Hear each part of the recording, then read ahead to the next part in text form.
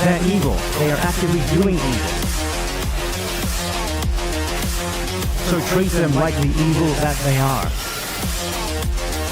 The right to exist argument has been used now to the point where what it's going to mean is that the Israel you're talking about will include the annexed and illegally occupied West Bank. It's very interesting, the Israeli government has never said where it thinks the borders of Israel really ought to be and what it would settle for. And it would be an immense help if it tells us where it thinks Israel's boundaries should be. Every other country does do that. It's time to stop pretending otherwise. It's time to be ruthless and time to afford them the same amount of grace that they give to their Palestinian victims, because they are only going to get more and more ruthless with their victims if you don't.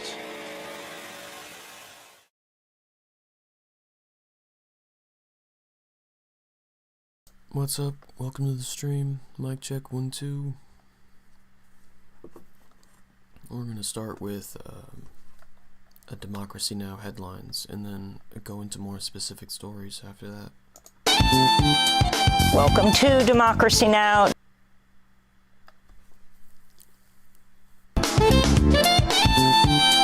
Welcome to Democracy Now!, democracynow.org, The War and Peace Report. I'm Amy Goodman. President Trump has vowed to take his tariff fight to the Supreme Court after a federal appeals court ruled Friday most of the tariffs imposed by the White House on nearly every other country have no legal basis. This includes the Liberation Day tariffs imposed in April, as well as earlier tariffs against Canada, Mexico, and China. The decision upholds an earlier ruling by the U.S. Court of International Trade. In its decision, the appeals court called tariffs, quote, a core congressional power. After headlines, we'll speak with the former Solicitor General, Neil Katyal, who argued the legal challenge to the tariffs, as well as Oregon's Attorney General, who brought the case. In international news, a landslide in Sudan's Darfur region killed more than 1,000 people Sunday. That's according to the Sudan Liberation Movement, an armed rebel group that controls the region.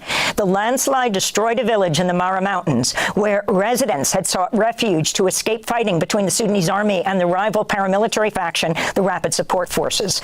The Darfur region is largely inaccessible to international aid groups due to the civil war, which is now in its third year.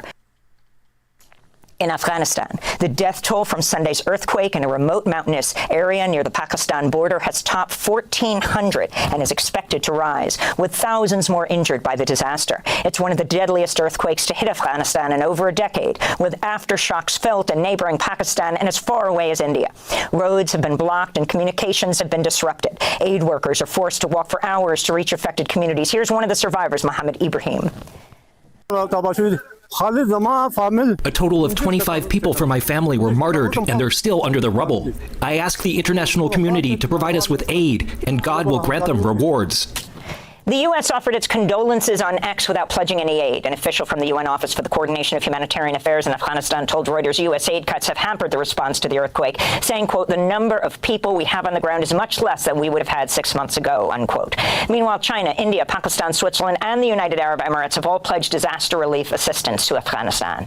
In Gaza, Israeli attacks since dawn have killed at least 54 Palestinians, include people seeking food. The attacks came as Gaza health officials recorded another 13 deaths due to starvation, 3 of them children. That brings the number of hunger-related deaths in Gaza to more than 360. According to a leading global monitor, more than 500,000 Palestinians in the Gaza Strip are suffering catastrophic hunger due to Israel's blockade.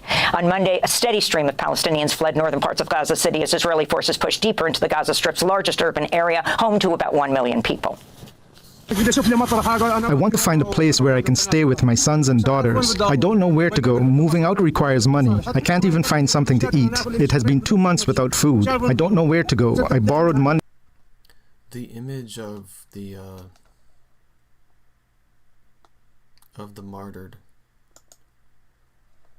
This right here illustrates like the last 2 years. Illustrates the entire like imperialist project that the West has had in the Middle East.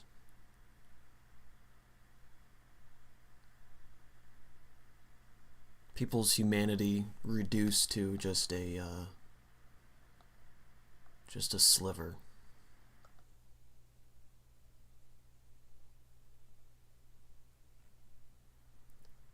An entire group of people with their with their mouths and noses just above water, their mouths and noses just barely poking out of shrouds.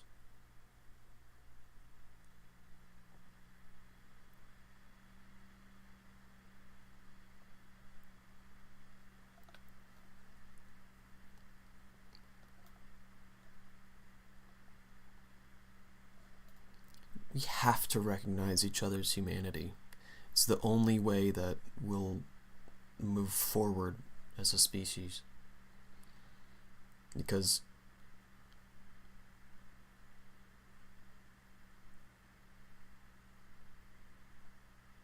I mean, this is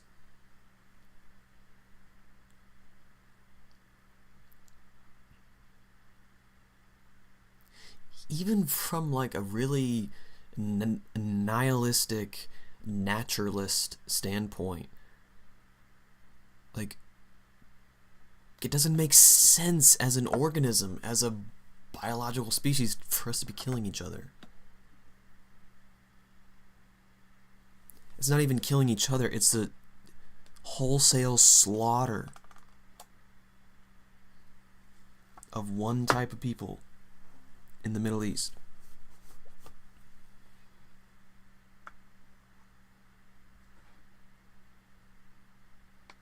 It's truly staggering. More than 500,000 Palestinians in the Gaza Strip are suffering catastrophic hunger due to Israel's blockade. On Monday, a steady stream of Palestinians fled northern parts of Gaza City as Israeli forces pushed deeper into the Gaza Strip's largest urban area, home to about 1 million people.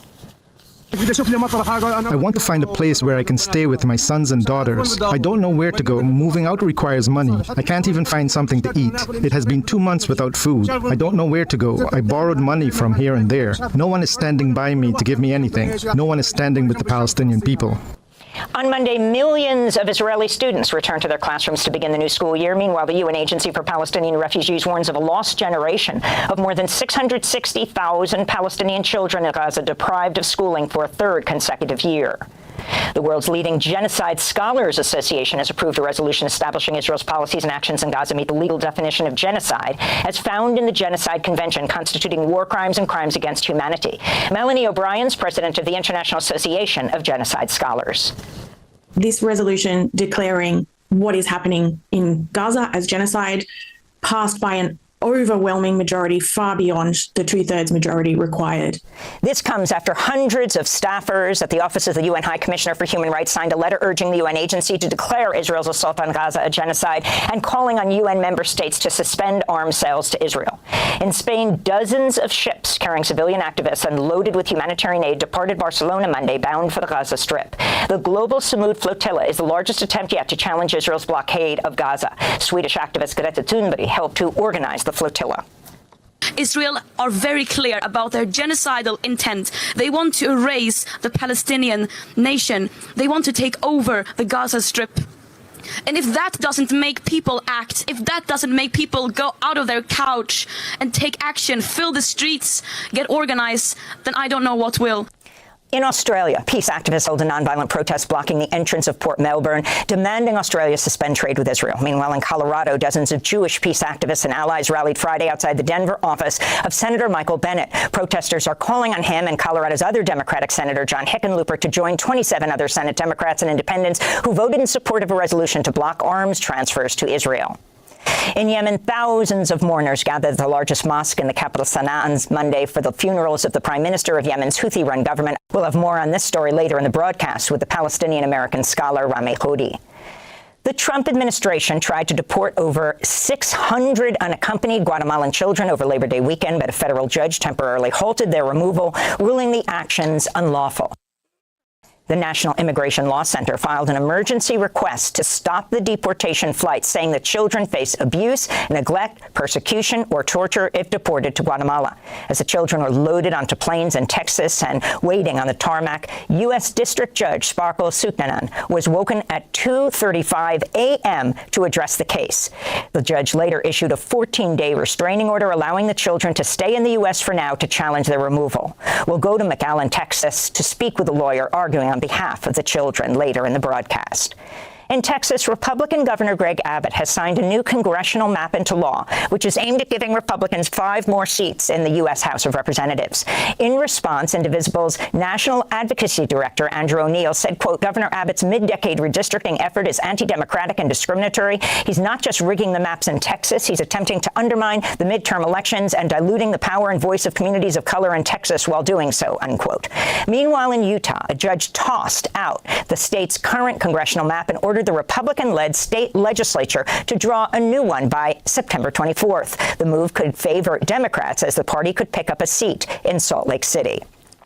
Chinese President Xi Jinping welcomed leaders of Asian nations to Tianjin for the regional summit on Sunday, warmly greeting Russian President Vladimir Putin and Indian Prime Minister Narendra Modi as friends and opposing what he called the bullying and Cold War mentality of the United States under President Trump. It was the first visit by Prime Minister Modi to China in 7 years, signaling a thaw in relations between India and China. In a joint statement following the talks, members of the Shanghai Cooperation Organization strongly condemned recent U.S. and Israeli attacks on Iran. The group made no mention of Russia's invasion of Ukraine.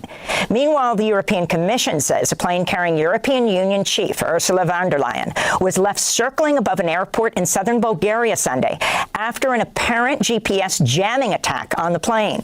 According to the Financial Times, the plane's pilots were forced to land using paper maps. The European Commission blamed Russia for jamming the plane's navigation system and said the incident would, quote, ramp up our defense capabilities and support for Ukraine, unquote.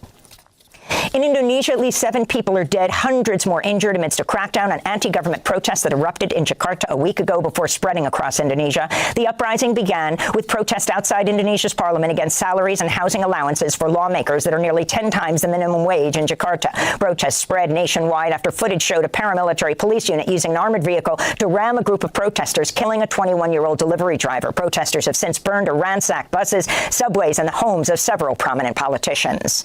And more than 1,000 demonstrations were held across the United States Monday for Labor Day as protesters came out against what the AFL-CIO called a, quote, government by and for the CEOs and billionaires, unquote. The protests come after President Trump stripped nearly 500,000 federal workers of their union protections in August.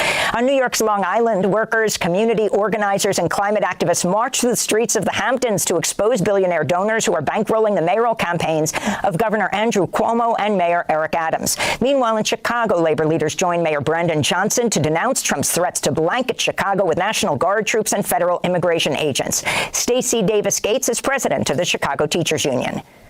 In Chicago right now, we are reconstructing school libraries so we can teach the truth and media literacy. In Chicago, we are reopening mental health clinics, abolishing sub-minimum wage, making sure that workers get paid time off. We are in a reconstruction with a black mayor whose family escaped Silas, Mississippi, and imagine his leadership. We're doing it with an organizer, not a billionaire. We are a government of the people for the people, not a government of billionaires for billionaires. And those are some of the headlines. This is Democracy Now!, democracynow.org, The War and Peace Report. I'm Amy Goodman in New York with Democracy Now!'s Juan Gonzalez in Chicago. Hi, Juan.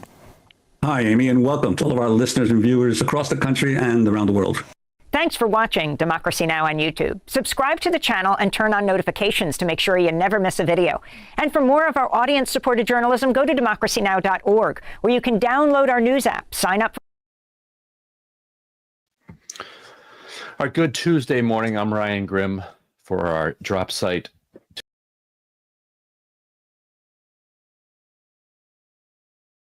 Tuesday morning stream. The Ministry of Health. But in the trainings before, we talked about that extensively. I mean, the main sentiment expressed is it's can't be anticipated exactly what they'll do. I mean, we have contingency plans for a whole range of situations, but based on what's happened in the past, interception, they will board the boats, likely deport everyone involved, ban them from Palestine for upwards of 10 years. And then in some cases, people have been jailed. And those experiences were shared in the trainings, and they were unpleasant, to say the least. That we were told that in the jails, they would sometimes play loud music, keep people up. They would separate people. They would shuffle people through these different confinement situations, sometimes alone, sometimes with people, but it was to, as Greta Thunberg said in the trainings, it was to disorient the participants and to, in her words, to inflict bits of psychological torture on the people in detainment. So if that's any standard or measure for what it might be like, that's maybe something to expect, but none of us are certain about the ultimate outcome. Yeah. Who's on the various ships? Like, where are the people coming from? Are we talking activists, politicians, legislators, humanitarian aid workers, like journalists? Like, what kind of people are you sailing with? All of the above. It was slated and organized as a civilian convoy. And so people from all walks of life are represented here. There are over 44 delegations from different countries, many of them from the West, but not only. I spoke with Mohammed Nadir Al-Nuri, who is represents Malaysia and a Southeast Asia contingent. And those members from those delegations are on this boat as well. Actually, there's a member of Podemos who's on this boat. There's a member of the Argentinian parliament on this boat. There are people from Brazil on this boat. It's all over. So in other words, the aspiration of the action, which was to be global, is in many respects achieved and represented among the boats. And how long are you expecting until you're closer to Gaza? We don't know. We guess 2 weeks, 2, 3 weeks, 2.5 weeks, maybe. I guess that was a slated itinerary. But as we learned last night, the weather is unpredictable and we might get stopped for longer than we want. We're going to stop off in Tunis and meet up with the boats there as well. But we won't stay for long. We'll stay as long as we need. And we don't plan to disclose any of that information out of security concerns. Have you gotten much, or have you and the others gotten much reaction from the broader media? Is there interest in this convoy, or like what are you sensing? There's a lot of local press at the press conference on Sunday. So in Barcelona, there was a lot of press response. Outside of that, I'm not certain, really. Al Jazeera is represented among the people on the boats, media people on the boats. There are a handful of other media organizations among the crew, but I'm not entirely certain what the scope of media coverage is. I mean, apart from what we're doing and apart from a handful of other people who are on media. So what's it like? Can you see the other ships in the flotilla? No. Did you lost them in the storm, or how quickly did that happen? I think we're all more or less along the same sort of nautical lines. We're all in the same longitude. We're all going in the same direction, but I don't know exactly the coordinates of every boat. The crews of each boat do know that. They're in contact the whole time. They have Garmin GPSs and they're more or less coordinated.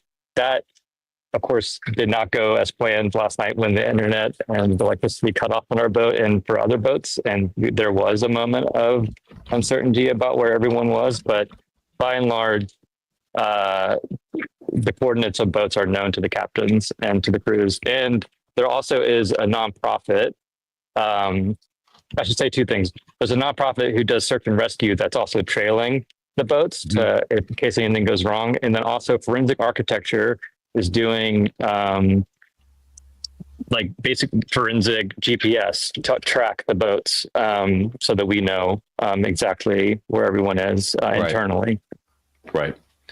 All right. We have Ahmed Khan ready to join us. So if you can stick around, I want you to be part of this conversation as well. Ahmed, thank you so much for joining us. our editor, Alex Colston, is joining us as well. He's on one of the now apparently 24 ships that are part of the Samud flotilla. He's taking a less orthodox approach to getting aid into Gaza. You've taken more of the straight ahead, what are the forms I need to fill out? Tell me how I need to get the food and medicine into Gaza, and I'll do it. So we wanted to hear, directly from somebody who's been involved with that, what the actual, process is like on a day-to-day basis. So first of all, thank you so much for joining us. Hey, Ryan. Hey, Alex. That's really great what you're doing there. And so just just set the context for people, effectively, how long have you been delivering aid into crisis zones around the world? I've been working in war zones for almost 30 years, working for large international NGOs, and then more recently, the last 15 years, delivering humanitarian assistance with my own personal foundation that I fund myself. Right. Okay. So this is not new. You're not new. No, I've worked everywhere. You right. Name the country I've been there: Congo, Somalia, Sudan, Iraq, Syria, Lebanon. You can go on and on. Ukraine. I've been to all of them, and and seen it through for years. So Syria, 15 years and going. Afghanistan, years and years and going. So it's we enter a place and we stay there. To help whoever we can. So one of the things you often hear is, Israel's the first country that's ever been expected to provide aid to the people that it's fighting. But of course, they're not doing any of the provisioning themselves. Like you and others are the ones that are actually providing the aid, paying for it, buying it, moving it in.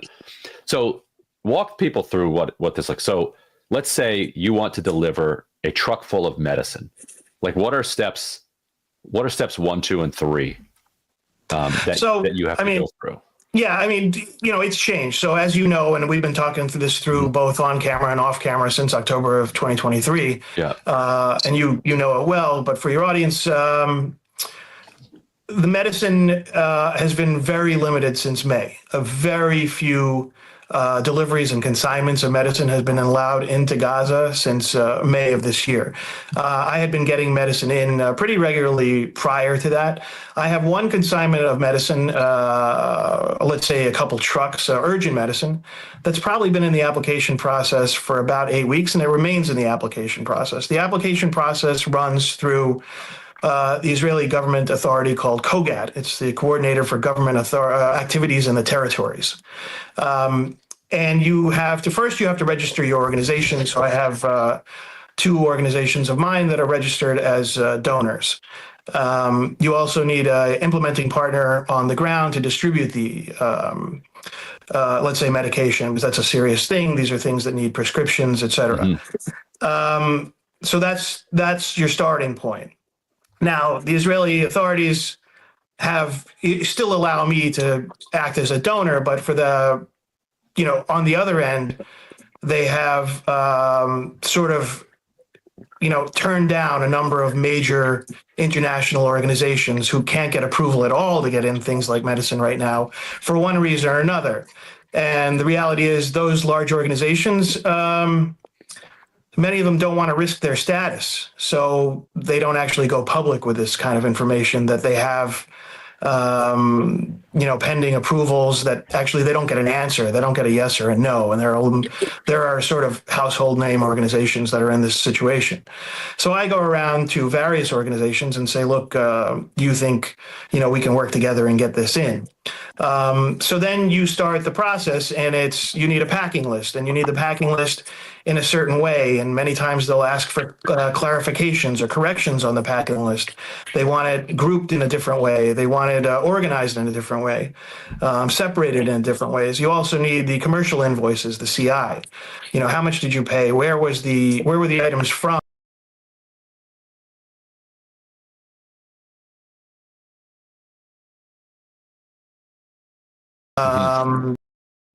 Obviously, as you know, the United States government and the Israeli government have both found that there was no no, sort of identifiable large-scale Hamas looting of anything. And that's been my experience with all the trucks that I've sent in over 2 years. Never, not once. So, the enemy is clear. Yeah. I mean, for people that are confused about that, Israel has 24/7 complete drone surveillance. So if there was any Hamas looting, they would spot that immediately. They would see that. Well, I mean, they control, I've said this before, but I think it can't be emphasized enough. I've said it with you, for 2 years that, the Israelis control every border. They control all access to Gaza. There's no other alternative way to get into Gaza without Israeli approval. And, I raised this issue about Ukraine. It's as if the Russians controlled every border into Ukraine. Mm-hmm. They don't, right? There is Moldova, there's Romania, there's Hungary, there's Slovakia, there's Poland. The Russians control the Russian border and the Belarus border. So they don't control those other borders. Perhaps if they wanted to, they could bomb those borders. They don't. But in the Israel situation, they control all access to Gaza, all around what's known as the Gaza Strip, every inch of it. Can you talk a little bit about what this does to the cost of providing humanitarian aid? Compare what it would cost you just to fill the truck. That's it.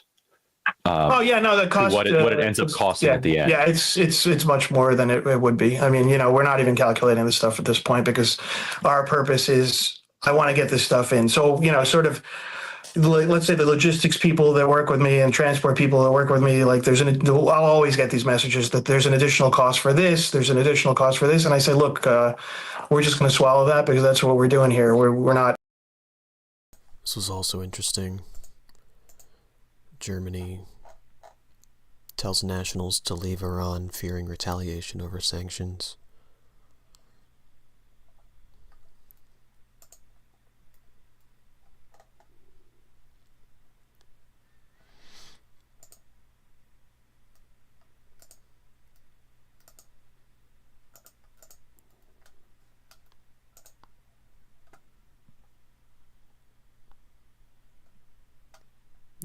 This boat that was destroyed, by the way, is incredibly small, off the coast of Venezuela.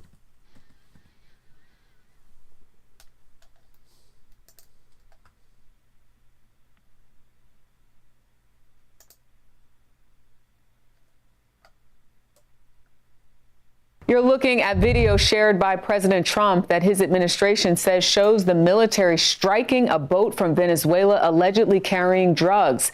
The president says 11 were killed in the attack and that no Americans were injured. Well, tensions have been rising between these countries. The United States has been increasing its presence near Venezuela to combat drug cartels. Venezuelan President Nicolas Maduro said the U.S. is pursuing a regime change in his country through military threats. CBS News Pentagon reporter Eleanor Watson joins us now. So, Eleanor, we just saw the video that just came in. How serious is this U.S. military strike against this drug vessel departing from Venezuela? Well, Jericho, what we know is from what the president posted and from the Pentagon, who confirmed that there was a precision strike done against a drug cartel today. President Trump posted that dramatic video showing a strike destroying a Go Fast boat, which is essentially a large speedboat. According to the president, 11 members of a Venezuelan drug cartel on their way to potentially smuggle drugs towards the U.S. were killed in that strike. That marks an escalation in this administration's fight against drug cartels. Earlier this year, the administration designated several of them as foreign terrorist organizations and vowed to go after them harder. Secretary of State Marco Rubio spoke about that today while he was traveling. Let's listen. The president's been very clear that he's going to use the full power of America, the full might of the United States to take on and eradicate these drug cartels, no matter where they're operating from and no matter how long they've been able to act with impunity. Those days. Little Marco Rubio has started out as just a pathetic candidate, and now he's a full-on war criminal.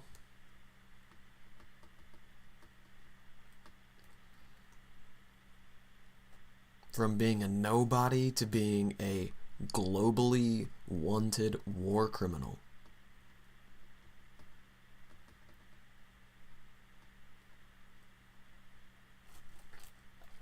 And you're not even doing it for an administration that you respect. You're doing it all for, what, the money you don't need?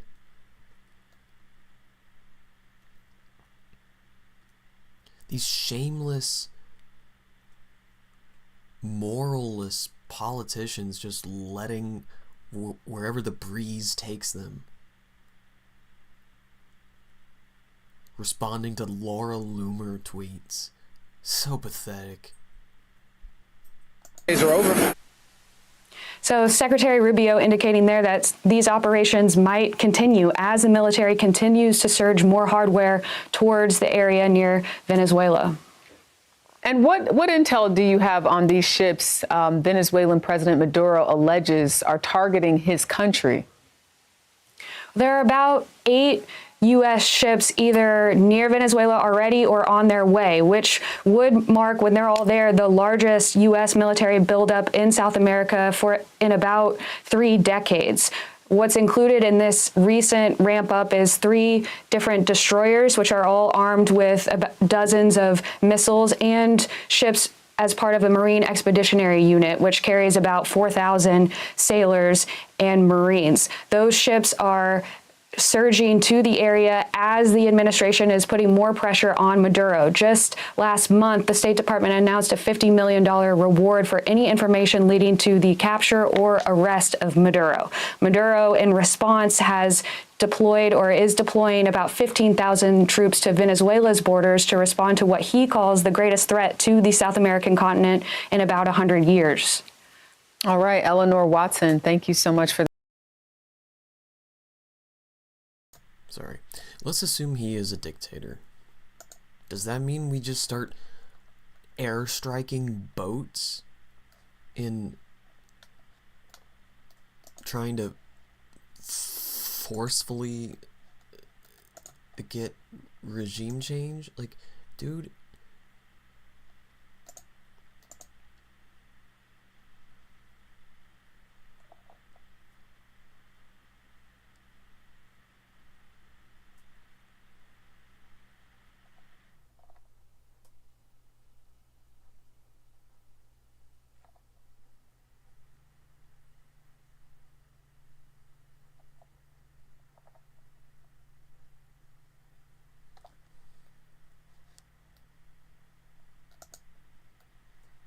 China had a parade.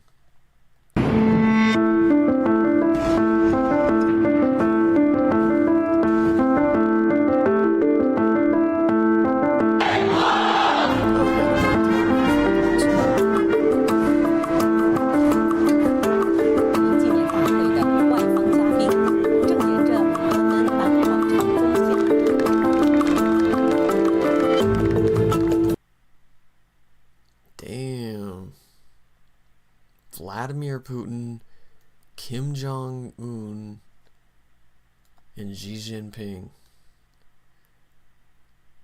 That is a gather. I am doing nothing, by the way. This is just my mouse being stupid. I'm not touching it. Bro, pisses me off.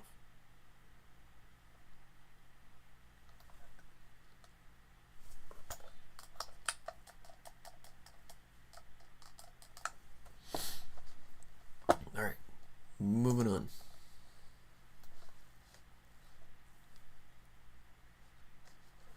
Dude, get Scott Ritter off my fucking timeline, dude.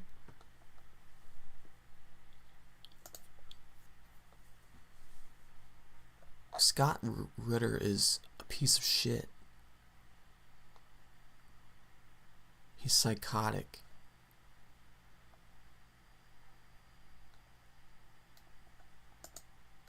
Yemen strikes Tel Aviv again? The Yemeni armed forces are conducting non-stop attacks against the genocide state, with a consecutive move coming from them to show the Israeli side that this is not stopping, and Israel isn't able to stop these attacks coming from Yemen. Today, there were multiple attacks coming from the Yemeni armed forces. One of them was on the central part of occupied Palestine. The other one was near the Jerusalem area, 2 strategic locations targeted with the Palestine 2 hypersonic missile of Yemen. Yemen said that they targeted them successfully, and Israel also confirmed that there was attack being conducted against them from Yemen, again with no response coming from Israel. If we calculate the overall number of attacks between Israel and Yemen, Yemen was attacking Israel approximately 98, if not 99% of the time. Very few were the attacks that Israel carried out against Yemen. Yes, they did target important locations, but these locations don't make a difference to the attacks that are ongoing by Yemen, which is the only country that is implementing international law to a T against the genocide state. No other country is implementing, even respecting international law. If all of the countries surrounding Israel were implementing or even respecting international law, they would have at least all had a total blockade and embargo in Israel from day one. But Yemen is the only country, despite its limited resources and its geographical distance, implementing this. And these constant attacks coming from Yemen prove time after time that there is no stopping them. Today there was a statement from the spokesperson of the army, Yahya Sari', of the armed forces, saying that we're going to continue these attacks. No one is going to stop them.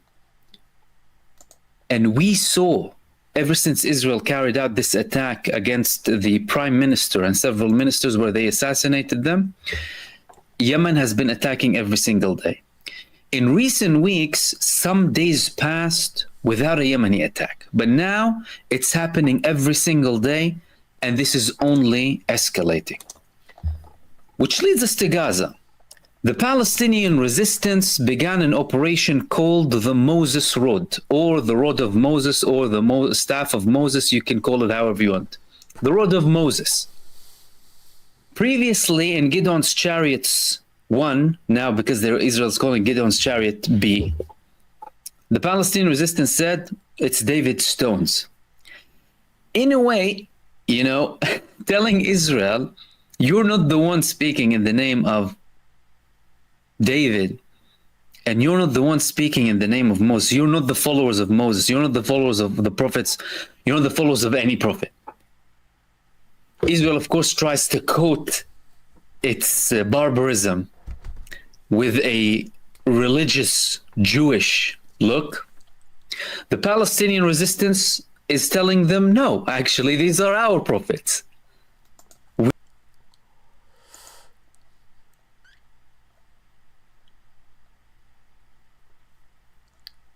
This continues to be a story because of the response from people like David Pakman.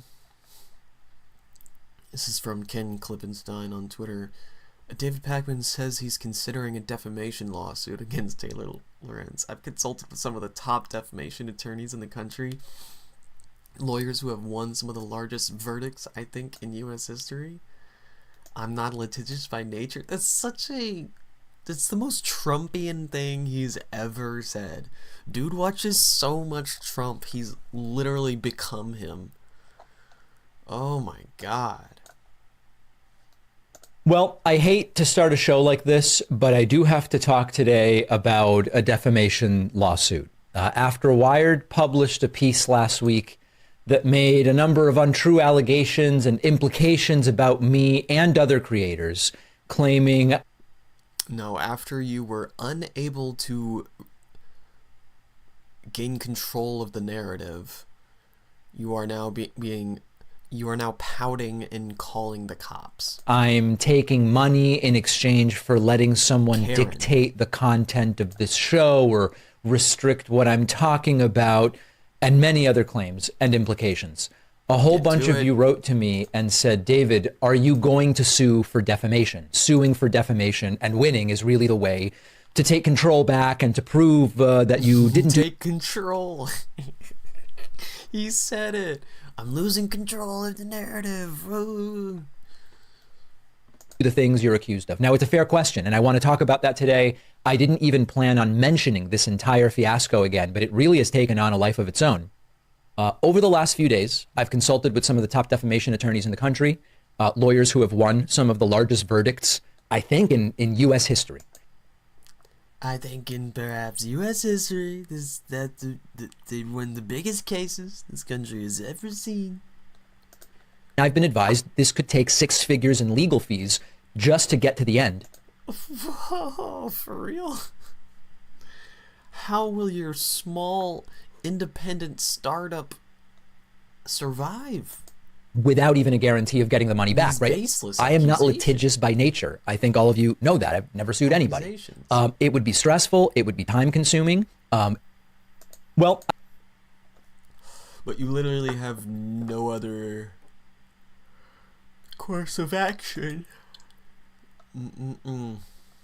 Duro speaking Monday. Let's finish up headlines and then we'll go to that. Welcome to Democracy Now!, democracynow.org, The War and Peace Report. I'm Amy Goodman.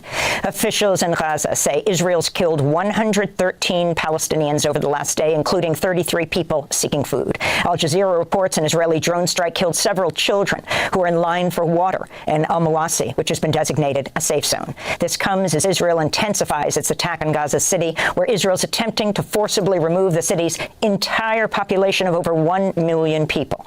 On Tuesday, mourners gathered at Al-Shifa Hospital in Gaza City to hold prayers for those killed in Israeli strikes. They had gone out to get clothes. We fled our homes with nothing.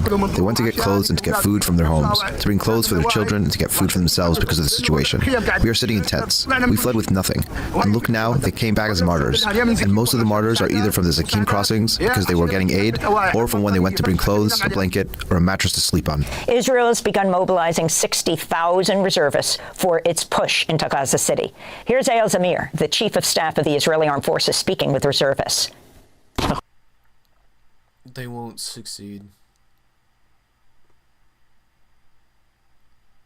The resistance will remain steadfast.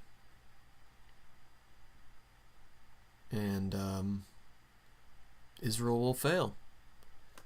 Like they've been failing. I'm sorry, when were you trying to take Gaza?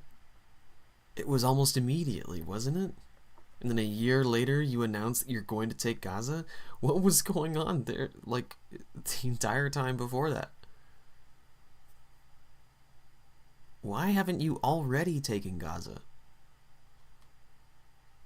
An area with no standing army.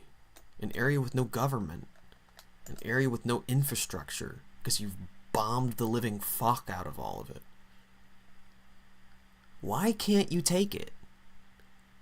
Why do you need all these tanks just to go in there? I'll tell you why.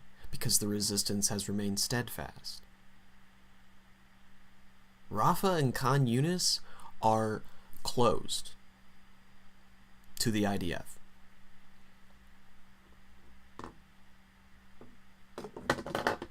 I would be surprised if the IDF could do anything except could send anyone or anything into Khan Yunis or Rafah without it being a suicide drone. Because that's what they're doing right now. Putting ordnances into remote controlled trucks and just driving them into buildings.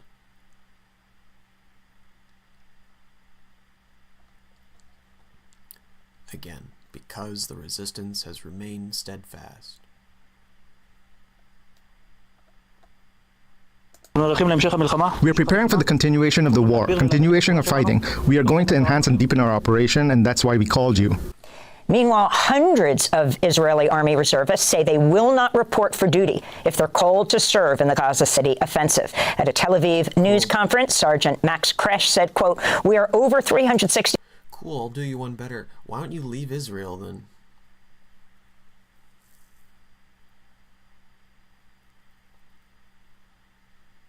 You want to live on the land, but you don't want to fight? It's cowardly. Just leave. Just leave. 55 and counting soldiers who served during the war and have declared we will not report for duty when called again," unquote. Meanwhile, protesters in Jerusalem took over the roof of the National Library building overlooking the parliament, calling for an end to the war. Israel's army radio reported 13 protesters were arrested. We came here today to demonstrate the giant yellow banner. This isn't like students taking over a library to call it Hins Hall. These people are... They don't want their young men's lives wasted in a war against brown people. That's what we can expect.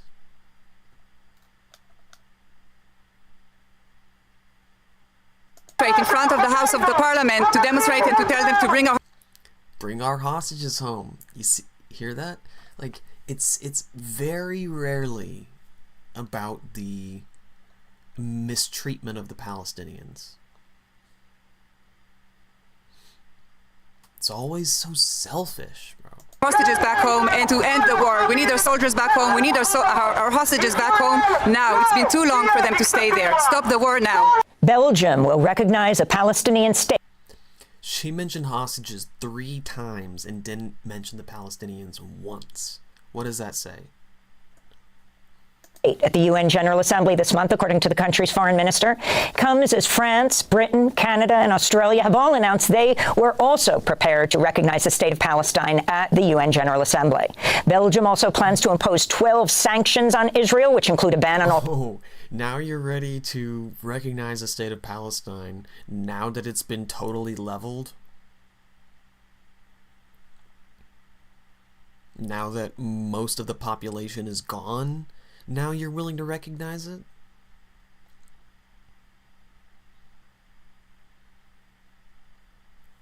Hey, the total erasure of a people? This is starting to look like a real country once we get our grubby hands on products from illegal settlements in the West Bank and a review of public procurement policies with Israeli companies. This comes as the Trump administration faces growing criticism for suspending visas for Palestinian passport holders, including for Palestinian officials set to attend the annual UN General Assembly.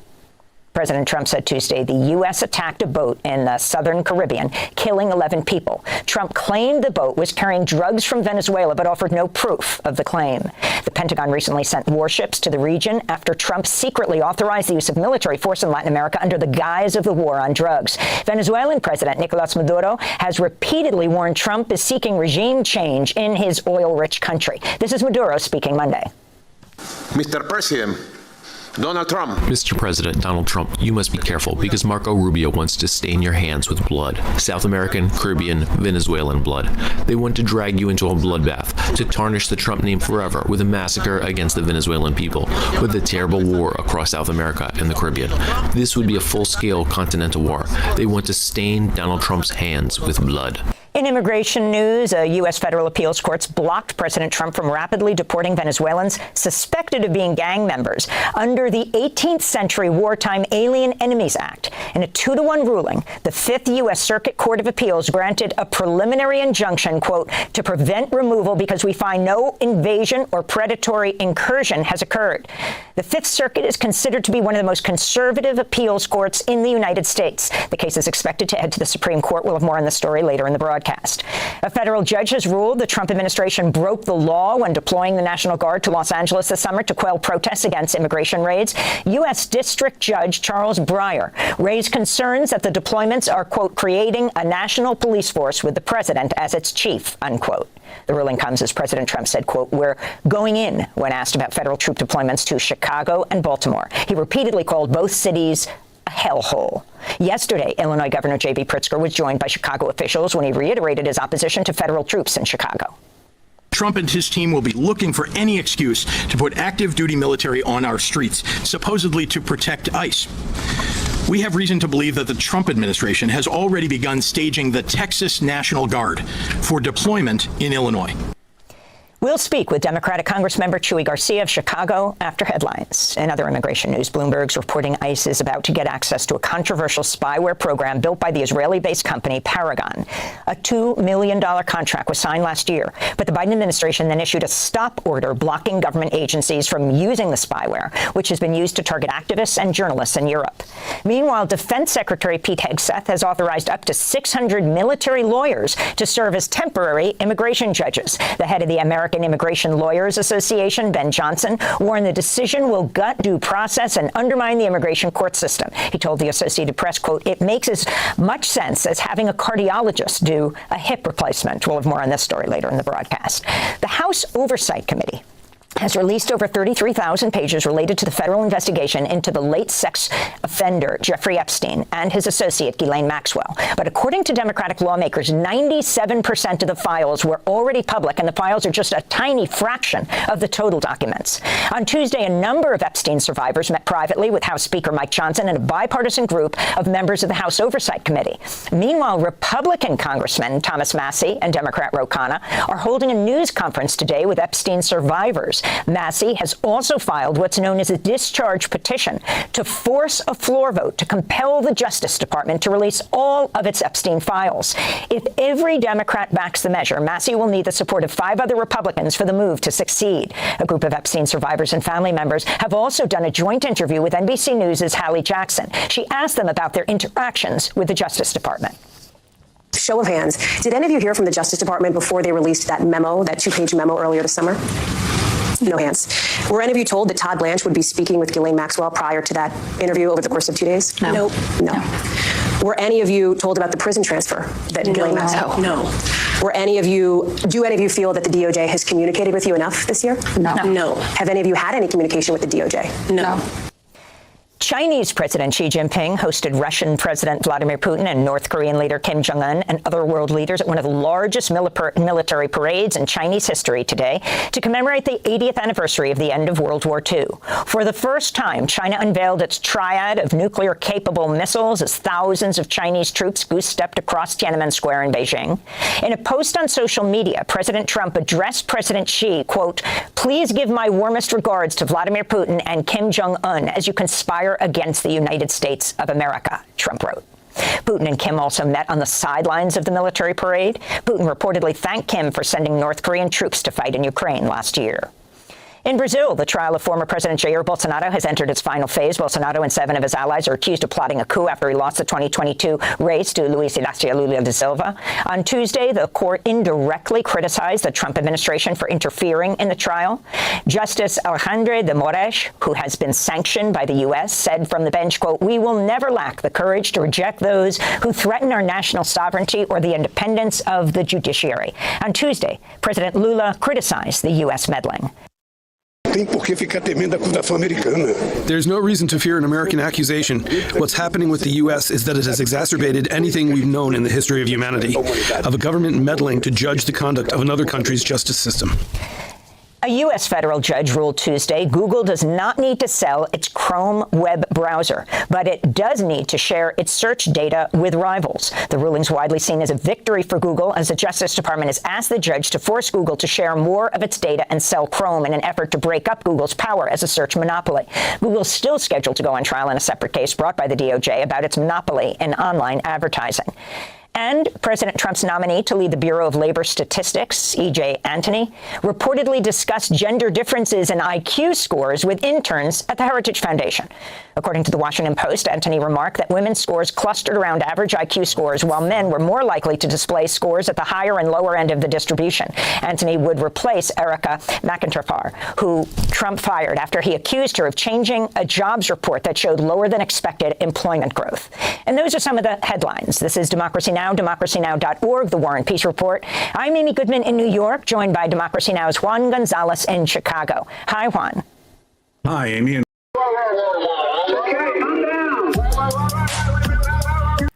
This was absolutely wild because Katie Halper and Taylor Lorenz just completely debunk and defang all of these critiques and responses to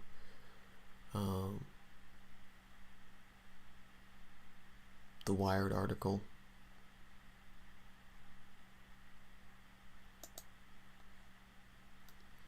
It is a nice little theme song, though. I'm gonna look at it. Okay, calm down. You got limits, man. You got limits, man.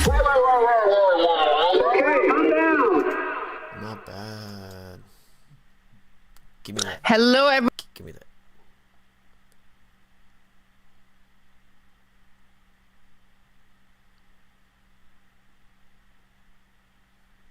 Hey, thanks for having me. Of course, thanks for joining.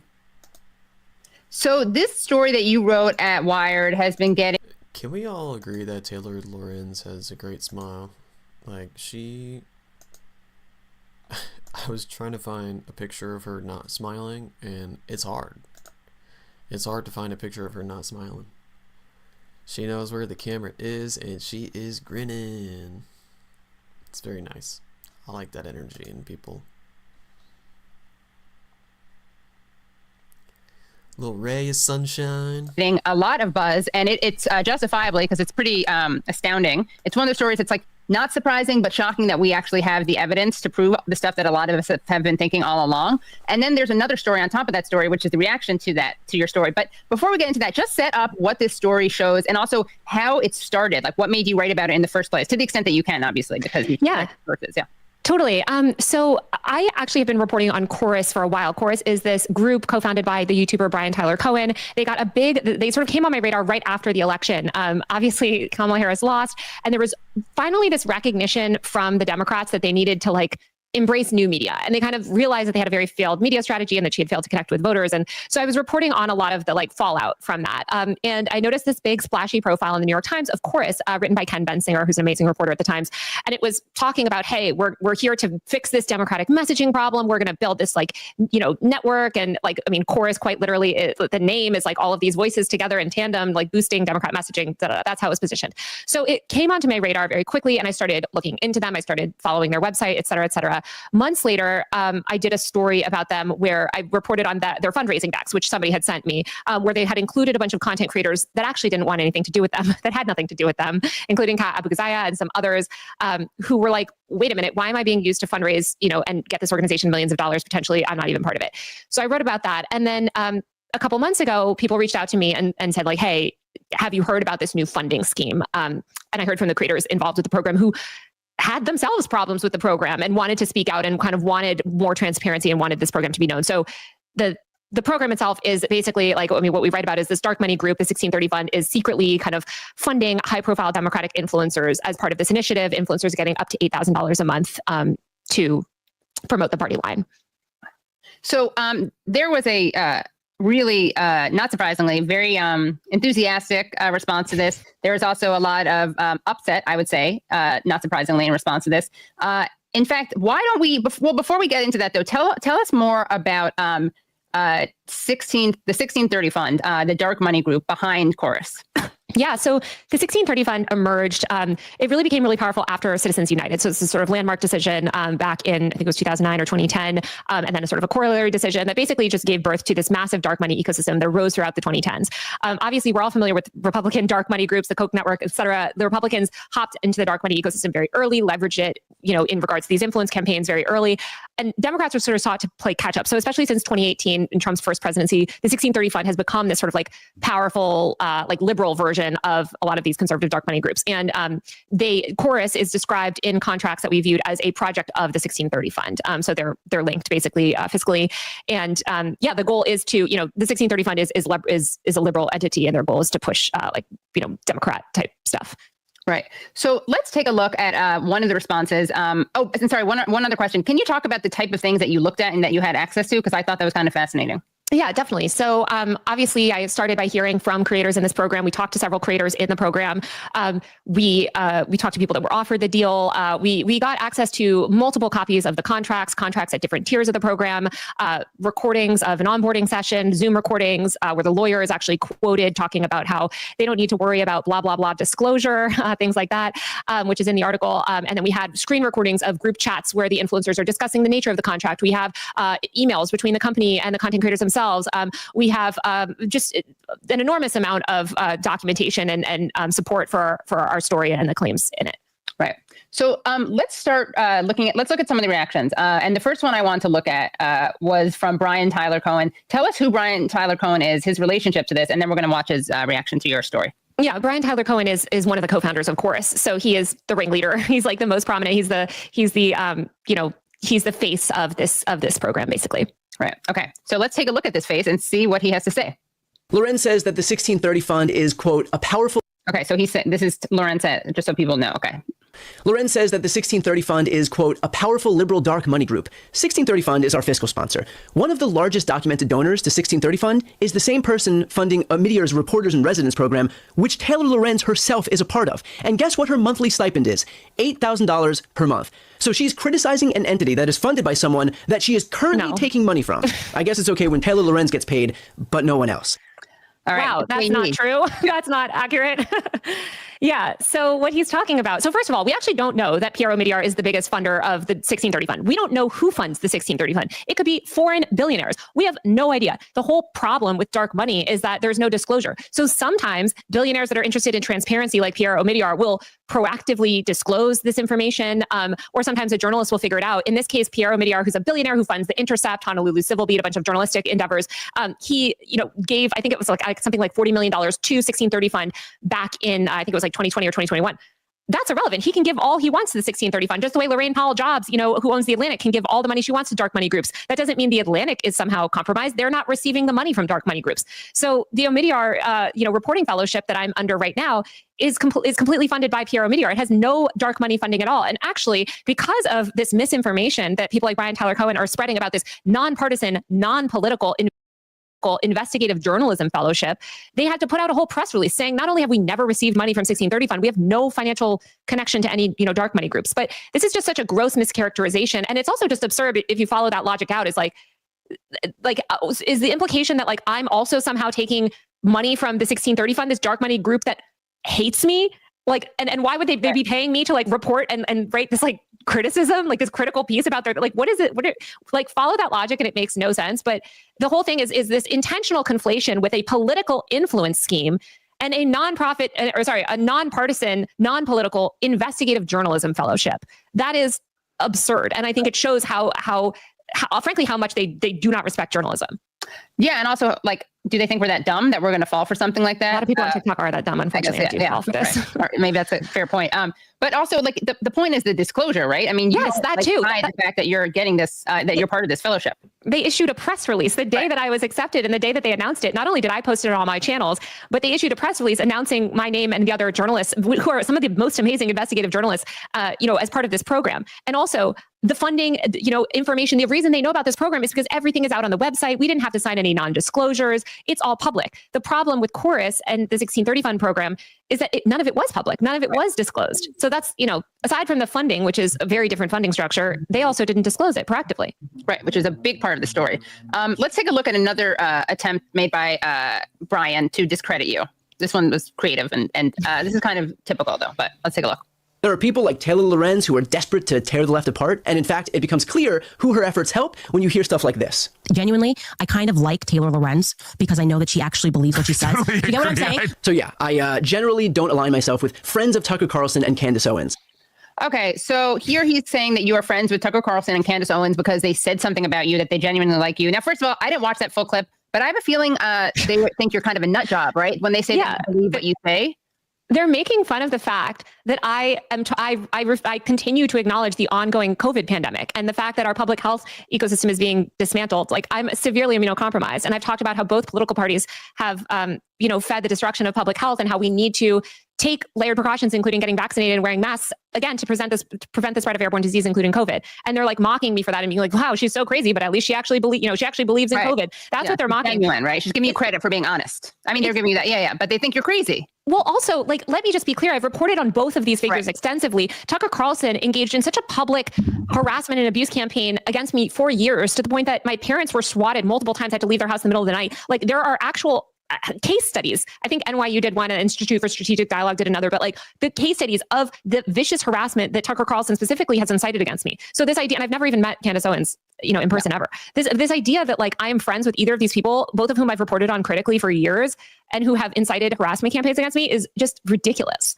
Yeah, and it's also just ridiculous because, one, as you point out, it's like such a misleading, and I don't think anyone can watch that and actually think that you're chummy with them. But also, let's say, just for argument's sake, that you were. I mean, again, it's like a guilt by association that has no effect on whether or not you were telling the truth in your reporting. But obviously, that's why he's doing this, because he's not dealing with a substance. So tell us about David Pakman, and then we're going to watch David Pakman response. But tell us about him and his relationship to this project. Yeah, so David Pakman is also one of the content creators involved in this program. We found that he attended meetings for the highest the highest paid tier of this program. He's a big liberal YouTuber, and yeah, he is involved in, he's one of the content creators that attended these onboarding sessions for this program. Okay, so let's take a look at what David Pakman had to say about this article. I was not even going to talk about this because I hate participating in the drama. I hate the Wait, sorry, we have to play it from the very beginning, or else it's like totally confusing. All right, I was not even going to talk about this because I hate participating in the drama. I hate the circular firing squad that often builds on the left. But it's really important that my audience know what's going on, so I am going to talk about it. I love how he has to set up a straw man before he even says anything else. Circular firing squad, brother, there's nothing self-destructive about this. This is a cleansing, okay? And you're getting cleansed. This is an expose, and you're getting exposed. And it's not drama. Don't try to downplay this. This is more than drama. This is corruption regarding some of the most important topics and issues of our time. I was named in an article and it's so disingenuous and like snide. And also, it takes a lot of energy to like lie like this, dude, and to act like you believe it as well. Maybe David Pakman is that narcissistic where he doesn't really have that, and he's that pathological that he doesn't really have that much of an issue of believing his own lies. Wired yesterday, and the article is about a so-called dark money group on the left called Chorus, and I'm named in the article along with other creators as being part of the group. And since this article came out, I've heard from a bunch of you. David, did you sell out? David, is the DNC telling you what to say? How could you do this to us? I knew back in 2021 when you had the following to say that you must have been getting paid by someone, and here's the proof. And I was not even going to give this the time of day, but my relationship with you, my actual audience, is the most important thing. And so I decided to do this segment. I also was told that other creators, like a Twitch streamer named Hassan Piker. Wait, okay, like a Twitch. Are you really assuming, like, are you pretending you don't know who Hassan Piker is? Like a Twitch streamer, I believe, by the name of Hassan Piker. Like, come on, guys, you should have shown me drafts of these. I would have helped you improve these. Okay. We're covering this in ways that don't reflect the reality of the situation and are perpetuating falsehoods about what is and isn't going on. Now, I can't speak to the motives of the people that wrote the article or those that are reacting to it. I can't get in their heads. All I can do is tell you what's going on, and then you can judge and you can make an assessment of me. All right, so we're about to do that. But anything you want to tell him about, or the audience about, what your motives, what's in your heart and your head? Since he thinks it's so mysterious. I have reported I have a whole book that I wrote about the origins of the content creator industry. And in that book and in my reporting for years, I've reported on political influence schemes. So I would say 80% of the work that I do is covering Republicans, and I've covered the far right influencers extensively. But I've written a lot about the Democrats too and their various influencer efforts. So when I heard about this program, I thought, oh, wow, here's a high profile example of how the Democrats are seeking to influence the online ecosystem in light of Harris's loss. Yeah, it's really not that surprising. It's not that doesn't require a lot of head scratching, but I get it. Again, this is an attempt at character assassination, right? Like, why do these people do this? And then it's the pseudo like respectful. I hate this passive aggressive pseudo respectful. Like, it's not look, I'm not going to cast aspersions, and then I'm going to just like passive aggressively cast aspersions. Like, I don't know what's in their heads, like pathologizing you and Hassan Piker for writing it and Hassan Piker for commenting on it. But let's take a look. He has more to say in this very same video. He has more interesting things to say. Now, the most important thing to say is that the idea behind this group is exactly what I've been advocating for years. So he's talking about Chorus, right? The group Chorus. Yeah, he's talking about Chorus. Yeah. Right. It's for years I've been saying the left needs to organize independent media in the way that the right has been doing. The left needs to fund independent creators the way that the right does. The right has won even arguably presidential elections because they're organized with regard to online and independent media. They're killing us. We've been so behind. And this kind of support for creators is exactly what I've been advocating for. Now, the article is riddled with inaccuracies, and they're not minor inaccuracies. We can keep playing, but is there anything you want to say in response to that spiel before we go into the so-called inaccuracies? Well, first of all, no one's arguing that content creators don't deserve support. Like, nobody's arguing that. My reporting is on like the specific, like the lack of disclosure and the funding, and we can get into all that. But it's just like, no one's arguing that leftist creators need support. I know that better than anyone. I've literally written about that exact problem. Yeah, leftist creators don't. No one's arguing that they don't need support. Yeah. First and foremost. Okay. Oops, sorry. This group has nothing to do with the DNC. So here's the mistakes, right? He's gonna debunk your mistakes. People writing saying the Democratic Party is telling people what to say. At its base, the group has nothing to do with the DNC, period. Number two, I do not. And by the way, if you want me to pause, just go like that. Okay, here's what I'll say. Our article doesn't say anything about the DNC. The article doesn't allege any DNC connection. So it's great for him to debunk something that we never claimed in the article. Yeah. David Pakman, how dare you say that Taylor Lorenz was the captain of her middle school basketball team? That's not true. I'm just makes no sense. Yeah. Get I know. clearance for anything I say. Sorry. Get clearance for at its base, the group has nothing to do with the DNC, period. Number two, I do not get clearance for anything I say. I do not run interview questions by anyone at Chorus. I don't tell Chorus when I'm going to be doing an interview. Not a single segment I have done, not a single question I've ever asked a guest has anything to do with Chorus. They don't tell me what to talk about. They don't tell me who to interview. They don't tell me how to cover a story. There are no restrictions of any kind on my content. Okay. I think like what he's doing is sort of like splitting hairs because we know we actually. Is that what you really think? That there's no influence over your content? Don't allege anywhere in the story that they are told specifically to do things or that they're given specific like talking points or that like Chorus has like sort of universal veto over their content, etc. There is a clause that we reported on in the contract saying that they have to use Chorus Newsroom and that they're told to, loop Chorus in on any outside engagements. if he's saying Chorus never enforced that, okay, but that is, we reported accurately on sort of what the contract stipulates, and we can get into that later. But, this idea that like, well, Chorus never told us exactly what to say. We just joined this program that has a political agenda, and we do have to show up to daily messaging sessions.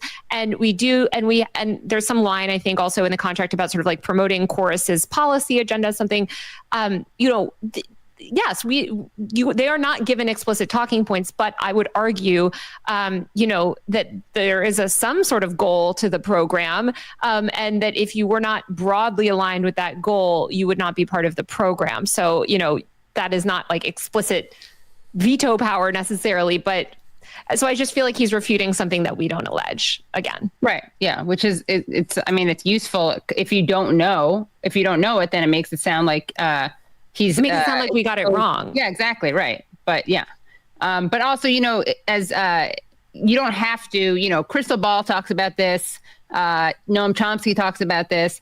You don't have to necessarily tell people what to say because sometimes they are chosen precisely because of what they have to say. And we're going to get into that in a second.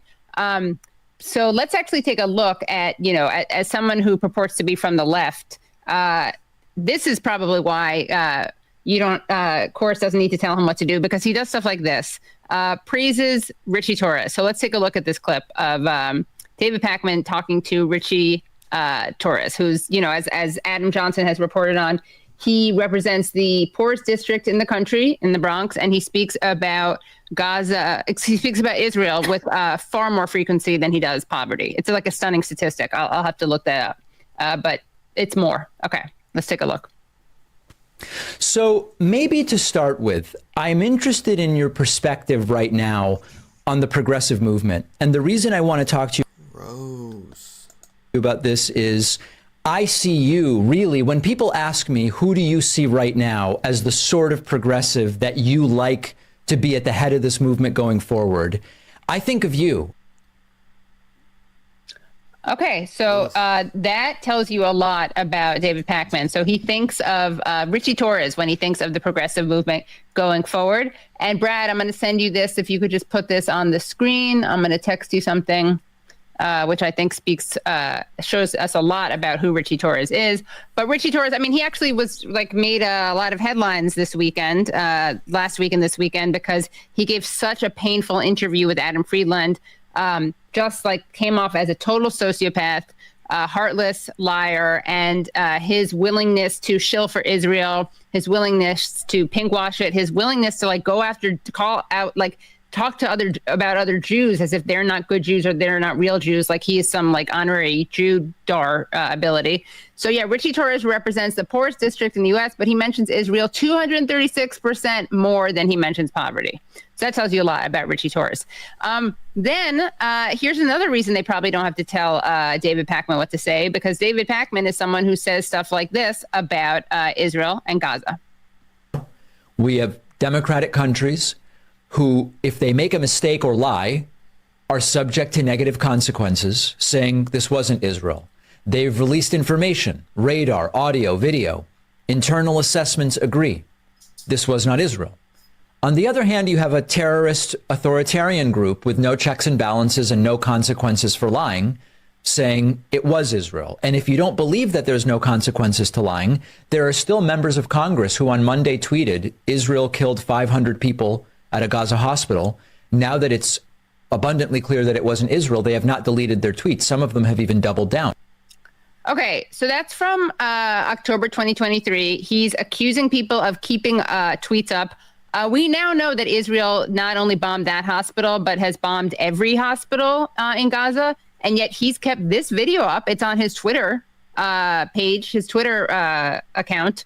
So that is pretty shocking. And I think that probably stands out. Like, if you're going to invite someone into this incubation hub, which is funny because he has millions of subs, it's probably, there's a real, Brian Taylor Cohen also doesn't talk about Gaza.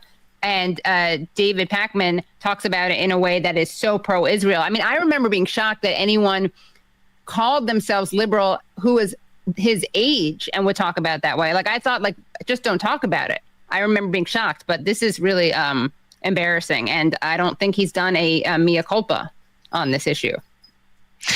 I'm just disgusted by what he said. And when he's talking about like the terrorist authoritarian regime, I mean, that is Israel in this situation. So I don't even know what to. If you're experiencing interruptions with the stream, you might have to just go back by a few minutes and let it buffer, because my internet is really struggling to get smooth video out. Say to that clip, it's appalling. And I think, this is why transparency is so important. Like, if these creators, and I know that Gaza has been like a big topic of conversation among this, like how many of these creators have spoken about Gaza, how many haven't? There are a couple creators that are saying, oh, well, look at here, I spoke about Gaza XYZ. We don't know the full list of content creators in the Chorus program.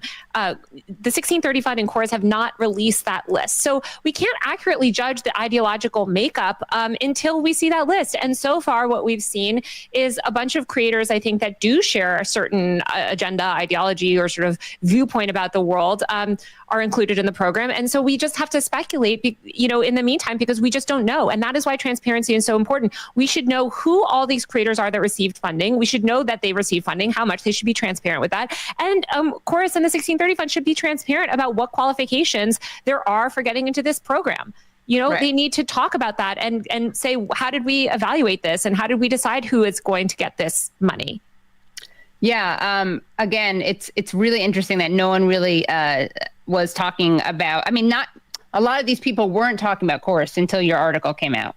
Well, and now they'll say, well, Chorus was always public. Sure. Right. Again, Chorus was public. I wrote about Chorus. The New York Times wrote about Chorus.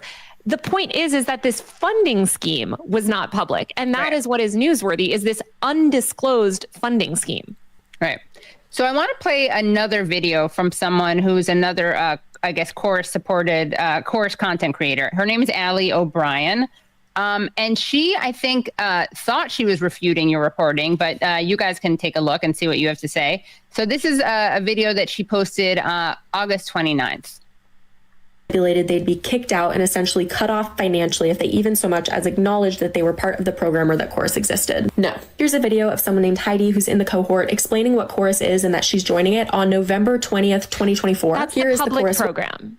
That's the public program. So she's, again, look, the website, this is the public program. That's not the secret. That's never been the secret. It's the funding scheme that's the secret. And no one, since the article came out, I have said publicly so many times, show me one video where any of these creators, admitted that they were part of this, like disclosed that they were part of this funding scheme. Right. None of them did, because that's why my articles was a scoop.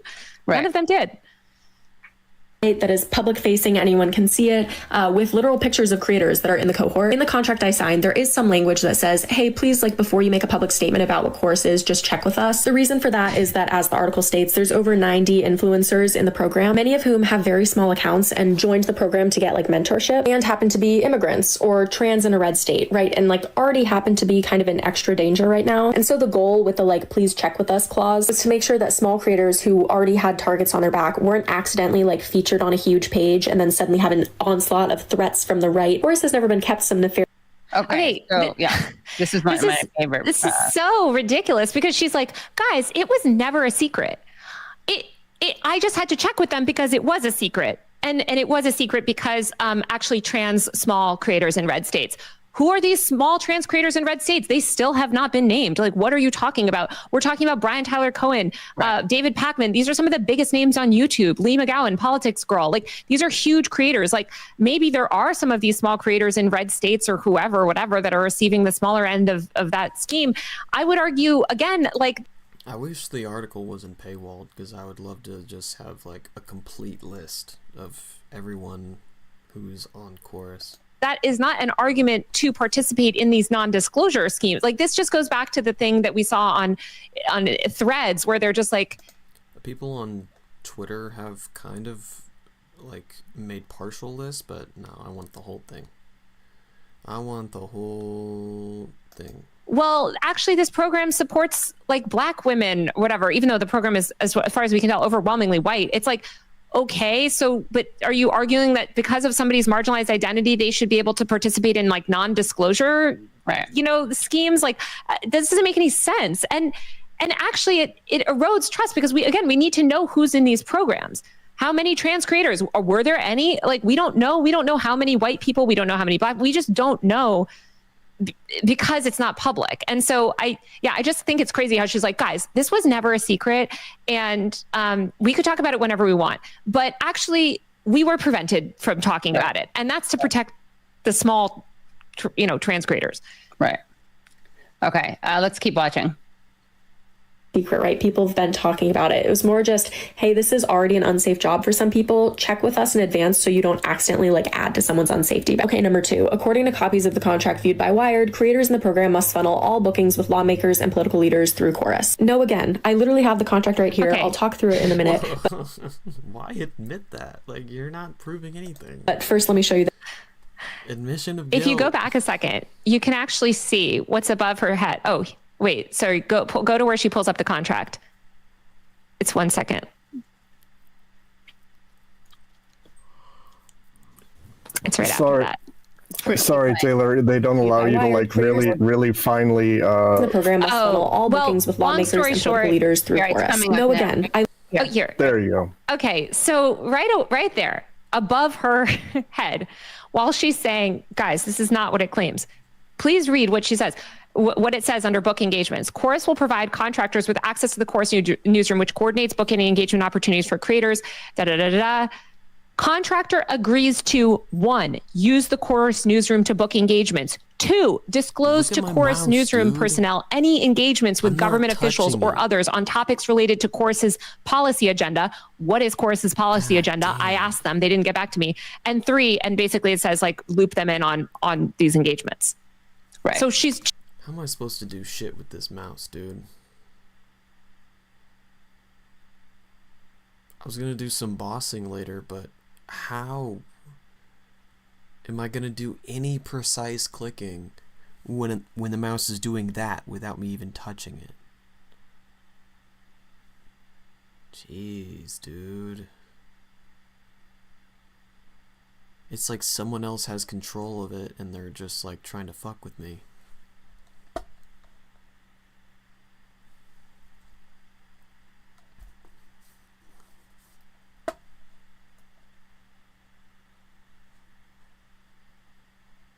Is it because it was on the edge of this piece of paper I'm using as a mouse pad? Who gives a shit? She's saying it's crazy because she's like, guys, look, this isn't true. Here's the contract saying that it's true. Right. Yeah. Okay. More damning evidence against you, Taylor. I literally have the contract right here. I'll talk through it in a minute, but first let me show you this. Here's an email of me directly reaching out to the Zoran campaign to try to interview him because Chorus does not control who I interview. Oh, stop. This email is from June 2nd, before the program even began. Okay. By the way. Wow. So I just want to note that. Nice. Post. I also sometimes text the comms directors directly of Congress people that I want to interview because usually the congressional offices will give out these little business cards. And this is not specific to content creators. This is just if you go to try to talk to your senator, their people will give you little business cards. I blurred out the name of the specific person because I feel awkward, but anybody can get these business cards and then you can just text them. Chorus does not control that. I've done lots of congressional interviews and usually I just set them up myself. And here's the section of the contract, right, that confirms that. It says they want you to disclose to Chorus any engagement with government officials related to Chorus's policy agenda. That contractor, that's me. Collaborate fully with Chorus regarding such separately engaged agreements. See the bottom that she's covering up? Collaborate fully with Chorus regarding all such separately arranged agreements. Wow. Sorry, just she's negating her that text literally negates what she's claiming. And she can argue that this is what we call lying by omission if she had actually omitted this and it wasn't right above her head like a pair of antlers.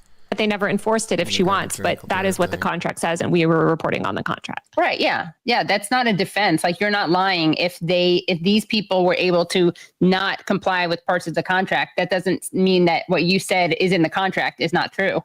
Exactly. just arrange it myself with a congressperson. I just let Chorus know so that they know that congressperson's open to booking and other people in Chorus can do it too. Accidentally, I always forget to let Chorus know. Like, I don't think I've ever told them that before, but that's not what's important. What's important is that they're literally acknowledging here that you can book it yourself. And the fact that the person who wrote this article claims to have read through the entire contract, but like, here it is clearly written that what you stated in your article was categorically false. Like, that is quite concerning. We never said that they couldn't book it themselves. It says right there that you have to loop them in.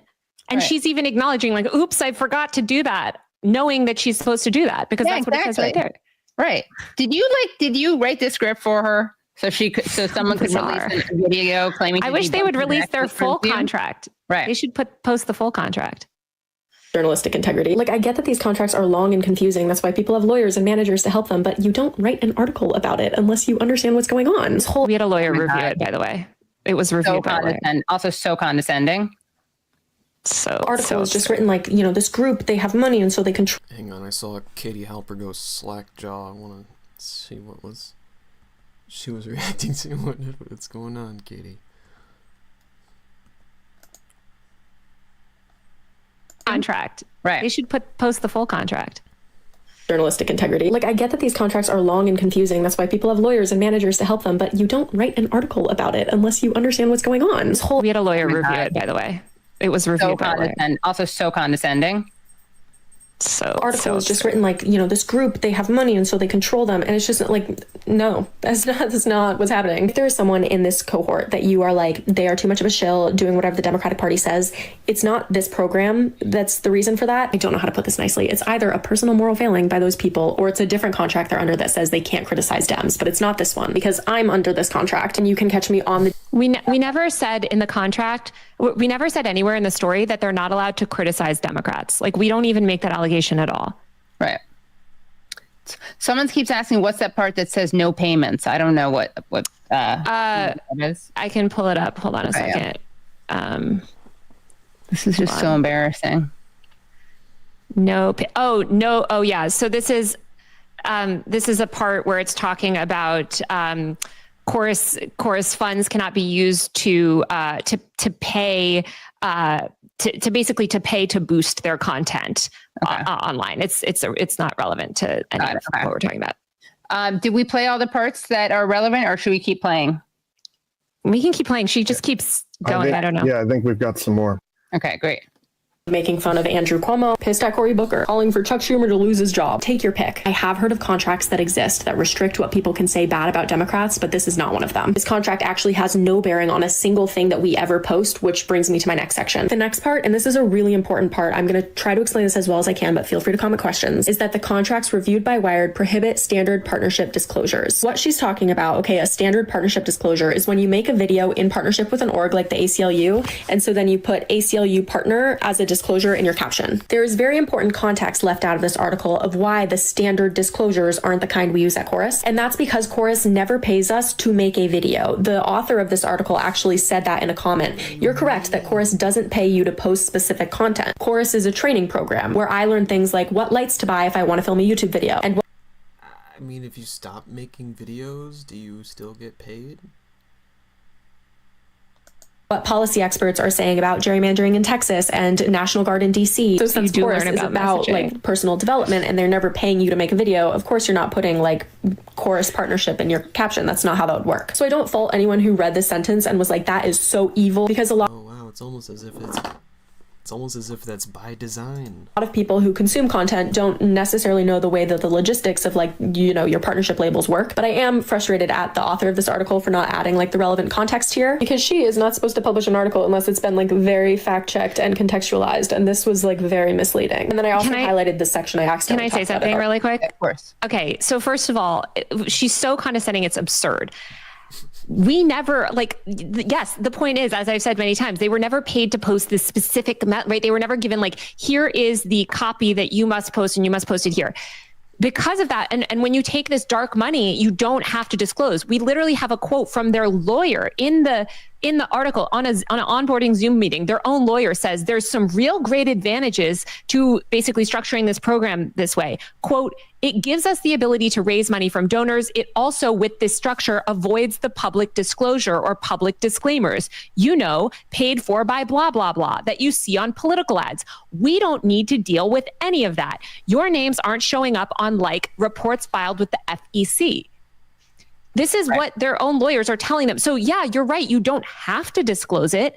You're right. You're not technically violating FEC laws, but I would argue that or at least the many ethics experts who we called for comment, who are also quoted in the article, are saying that this is a deeply unethical agreement. And I think these are ethics experts that specifically study this topic. Yeah. Oh my God. I hope she watches this. Oh. So she can learn from the experts. Okay. Let's keep going. Yeah. Katie Halper is the most deadpan. I love Katie Halper.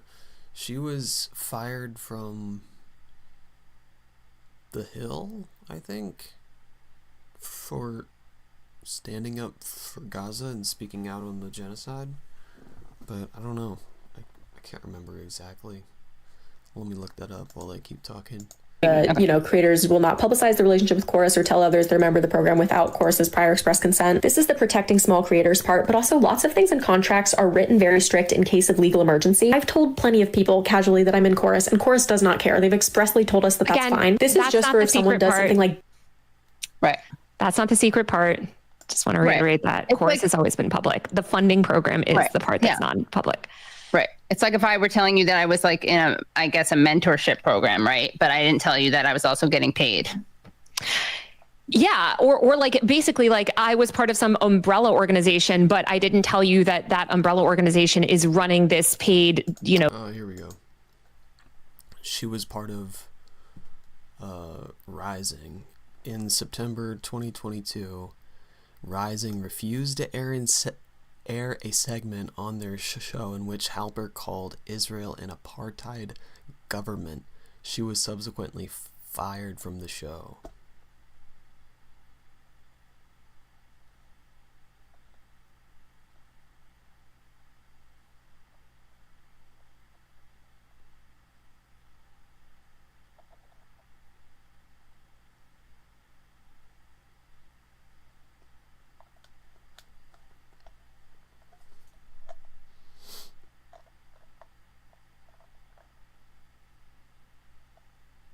How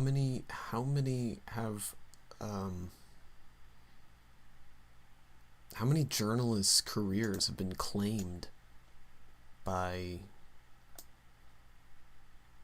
speaking out against Israel, speaking honestly about the genocide?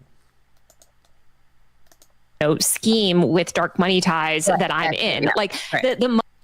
But she didn't give up. What she did was she launched a podcast and she started to say, she kept saying all the things that she had to say because it's the truth. She's doing her job as a journalist, no matter what institution is backing her. It could be no institution backing her. She's still going to be a journalist.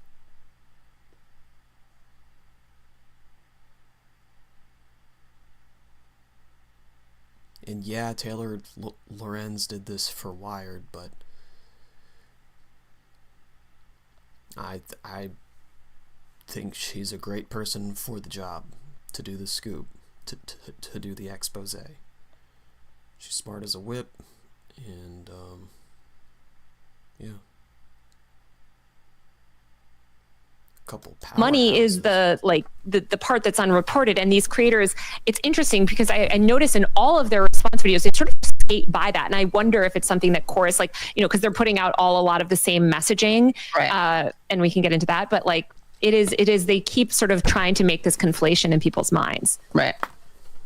evil, and then Chorus has to sue them, and they can just be like, girl, the contract. Like, it makes it easier in court. They don't really care about it otherwise. It's not top secret. If you want more examples of people who've publicly talked about Chorus for a while, I'm happy to provide them. Feel free to comment. I just used Heidi's example because I think it's just very obvious. Okay, I have 2 more things to address in this video, and then feel free to comment if you have more things you want me to explain. But the first is, we've talked a lot about what Chorus is not, because that article led people to believe that it was this, a plot by the DNC to be able to just pay people off to blindly obey them. Now that that's been debunked, let's talk about what Chorus actually is. I have my Google Calendar for the week here to explain. Every morning we start off with a news update meeting. Okay, we meet for 15 minutes. I wake up and I'm immediately just told what the news of the day is. Validating our reporting. And we all get a chance to ask questions.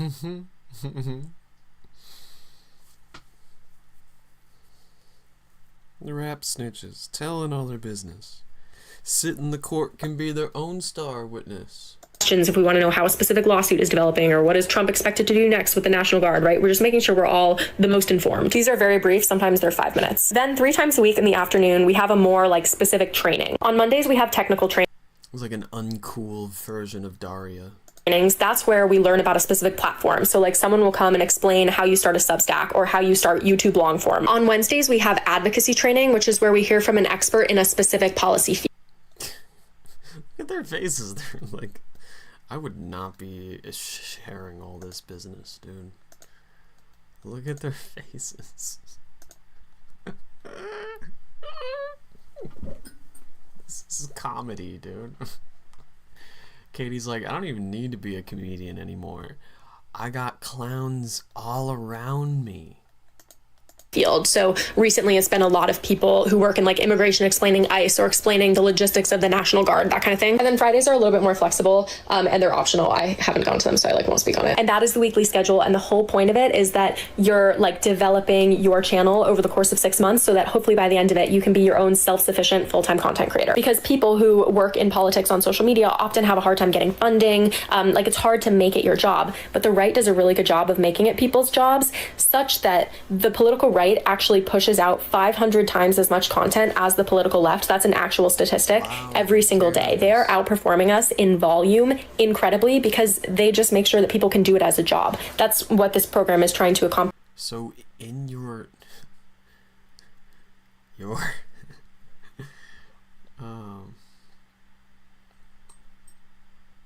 lust for power has made you become the very thing you swore to destroy. Don't lecture me, Katie Alper. I see through the lies of the Democrats. To counter the manosphere. Last thing I want to talk about is my belief that I do not fear the dark side as you do. The election. Can we just back up on that? Everything that she just showed validates our reporting. Because we talk in the story about these, let me just find it exactly the language, but, we talk about these, we talk right here. Chorus creators are expected to attend regular advocacy trainings and daily messaging check-ins. Right. Those messaging check-ins are led by Brian Tyler Cohen on Rapid Response Days. But that is the point, is that they are attending these daily briefings, giving them a specific viewpoint or information rather on the news, which they use to shape their worldview. They're hearing from policy advocates that obviously have specific policy, and then they're like, oh, but I'm totally independent, and they're just paying me because they want to support me. Right. I just again, but it's just she's confirmed multiple points of our article by showing this, and she'll confirm it and be like, but guys, that's just this, or guys, it's just there because that's how legal contracts are, or whatever. And it's okay, but then you're not refuting actually anything in our article. Right. Just actually proving it. Okay, let's keep going. Sorry, in this country is fundamentally broken. I want to talk a little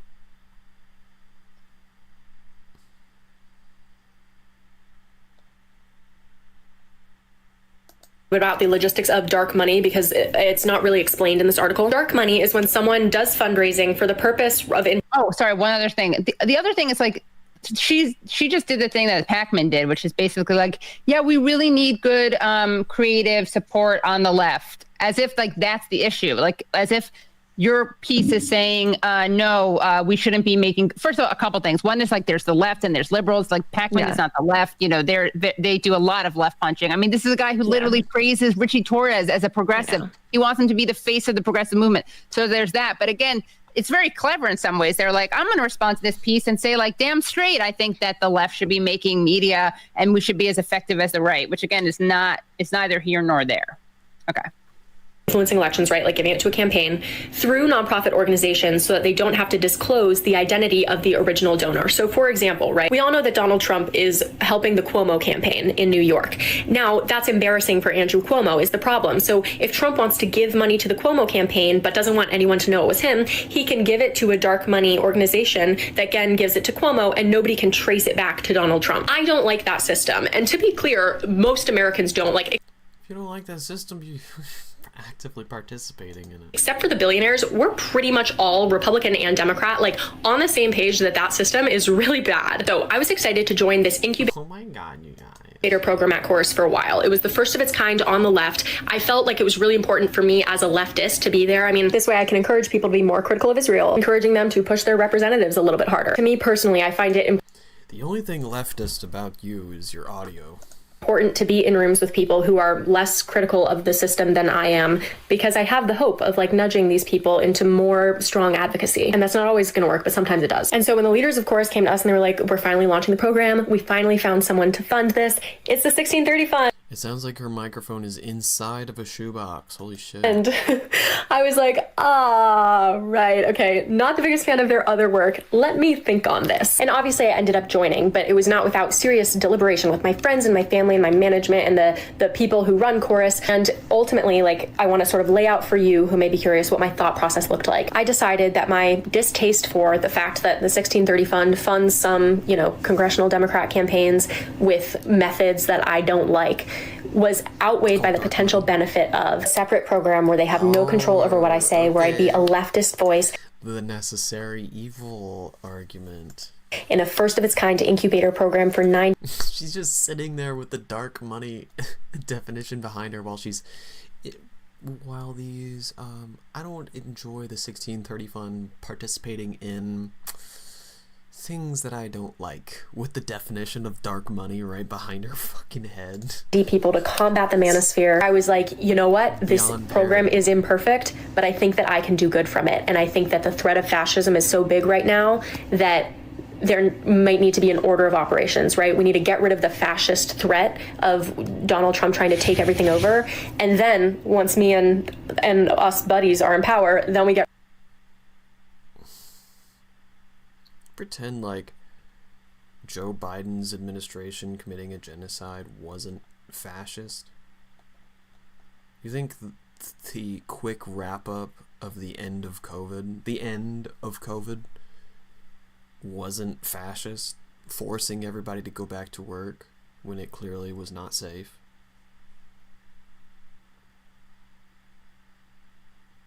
Rid of the dark money mechanism so that nobody in the future. Not trying to do whataboutisms, but like, the Democrats are not the anti-fascism party, okay?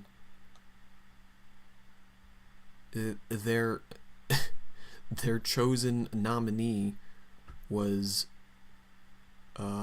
literally nicknamed Cop Mala. Future has to do this through a dark money funder who's the only one willing to fund something in the future. I'm more than happy to have dialogue with people about, you know, the pros and cons and weighing like joining a program and whatnot. But I do want to like really emphasize everything I have posted has not changed at all since I joined this program. I think that's very evident if you know my page well. Holy fuck, I'm just getting like theater kid energy, you know what I mean? Like, there's no substance at all to what she's saying. I know that she just goes on. Here's the thing. If you just a TikToker caught that entire end part, she's talking about how she knowingly took dark money. Right. And didn't disclose it. Like, I defend it because it's to fight fascism. Of course. And of course, as soon as they get in power, they're totally going to fix the system, because that's always how, you know, that's always how power goes. Right. You just need the, you know, it's very absurd. But I mean, listen, even if you want to make that argument. Proving your point, right? The dark money point. She's confirming the entire framing of our article, which is that this is a dark money funded program that was secret. And then she's arguing why she took it. Again, you can make that argument why you took it, but what is your argument for not disclosing it? You don't have one other than like, well, if I talked about it. I wonder if David Pakman saw that before he started declaring that he was launching a defamation suit. You know what I mean? Like, Ethan Klein's defamation suits have more leg to stand on than whatever the fuck this is gonna be. Maybe somebody else would discover that there's a trans person in a... You literally want a legal court to get in on this? It's not gonna go the way you think it's gonna go. They will not judge in favor of you guys. You're taking dark money.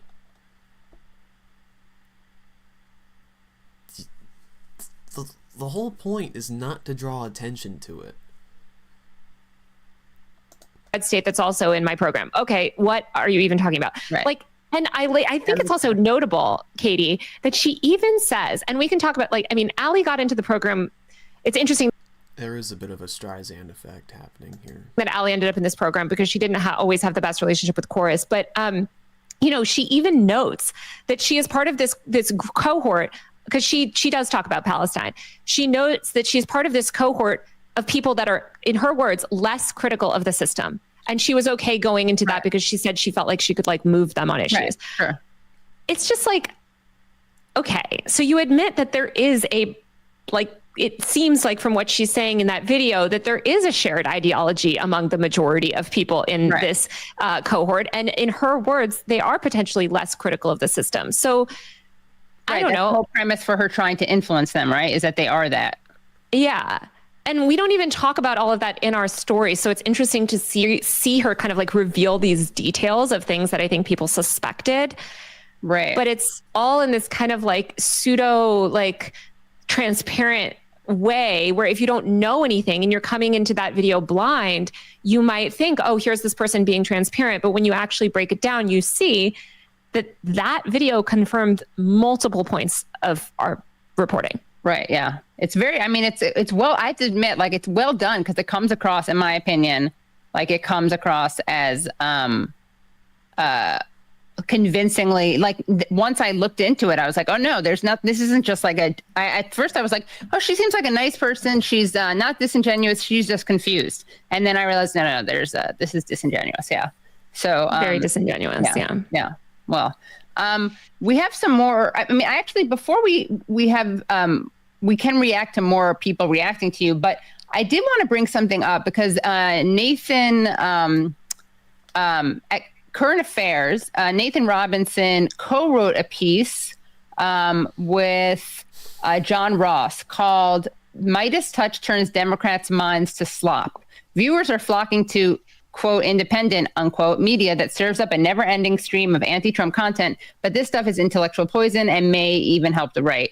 But here's the relevant part. Brad, could you play could you show that, okay. According to Semaphore, Brian Tyler Cohen, and this is Tyler Cohen of course, was involved in launching Good Influence, originally known as @Advocacy, a digital consulting firm which says it creates meaningful impact for causes and campaigns through our network of powerful online messengers. Former Vice President Kamala Harris has been one of the firm's top clients, as a search of Federal Elections Commission data shows that the Harris campaign spent more than $600,000 on digital consulting and licensing fees from Good Influence between July and November 2024. Good Influence has also received money from the Democratic Congressional Campaign Committee and from Vote Save America, among other contributions. Good Influencer's founder, Stuart Perlmutter, has publicly documented visits to the White House alongside prominent liberal influencers such as Cohen, Pakman, Luke Beasley, and Lindy Lee, who has since left the Democratic Party and is now fundraising for Donald Trump.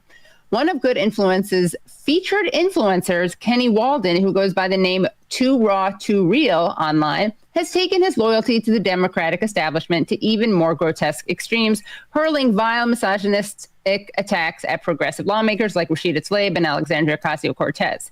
He's in the Chorus program too, by the way. Oh, he is? Mm-hmm.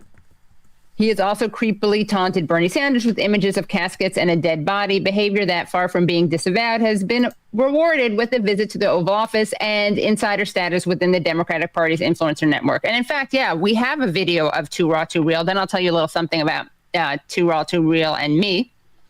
So, yeah, thank you. We will, let's see, what are we going to do for Patreon this week, guys? We have the Nick Bryant. Right. Should we Patreon some of this, or do we just what do you think? Well, I think it could go either way. Quit reacting to the same fucking shit over and over again. I guess we'll have to mull that over. Andrew, what do you think? I don't think that Andrew's camera's working today. Oh, no, I just thought he would text us, yeah. Oh, okay. I guess now that I now I kind of have to not make it. Let's see. Oh, okay. You know what? What? It's up to you, Brad. It's up to you and Bucky. Oh, geez. Well, I'm gonna make an administrative decision and call it there. Thanks for checking it out. Be back with you later today for September 4th update. And yeah, everybody's talking about this. Is No Comment Chick live yet?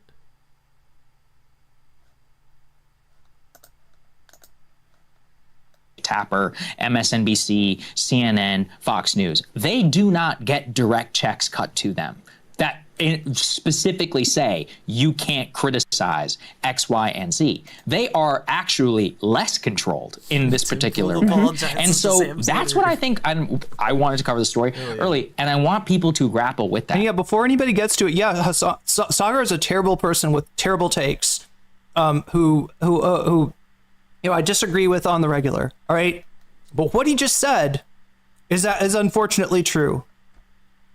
Here, let me rewind that. Let's just take this in. What Sagar, because you're not going to hear me say Sagar and Jetty was right very often. This is kind of a broken clock situation, I guess. MSNBC, CNN, Fox News. They do not get direct checks cut to them that specifically say you can't criticize X, Y, and Z. We see much worse. We're comparing what Chorus has done to the old corrupt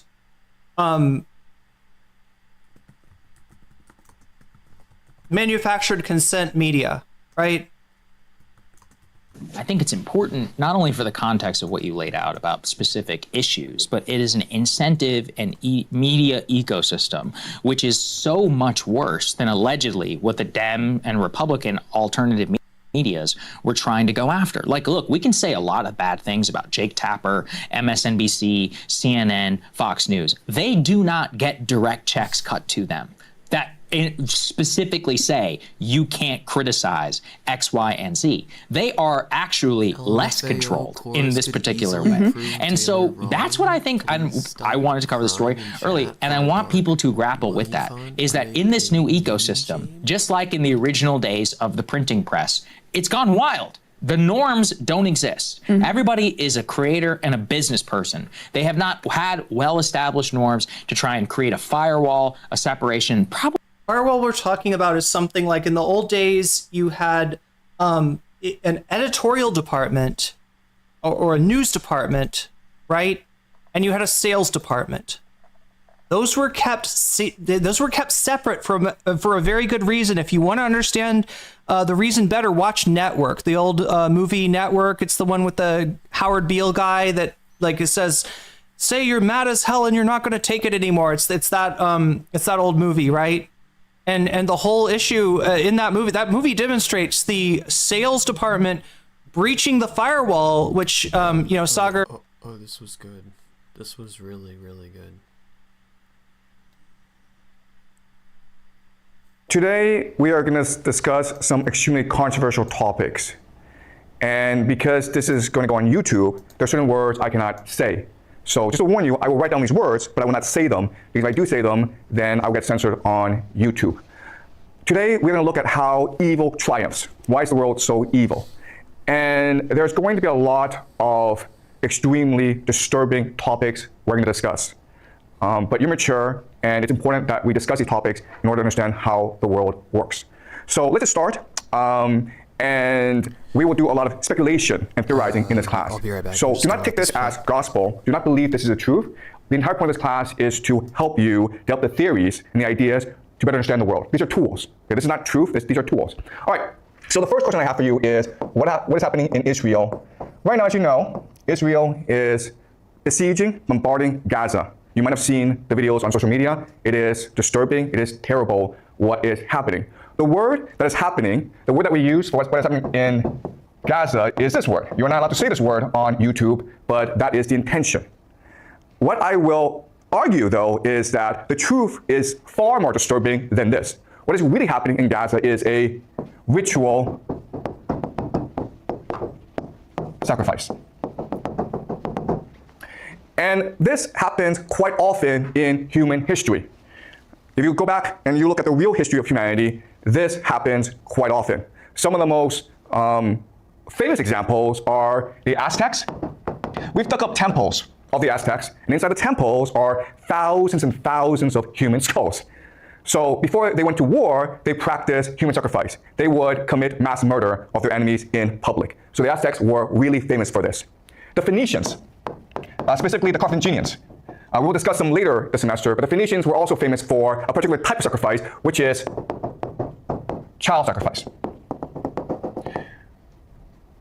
The Romans wrote histories insulting the Phoenicians for practicing this sort of sacrifice. But the Romans themselves practiced human sacrifice.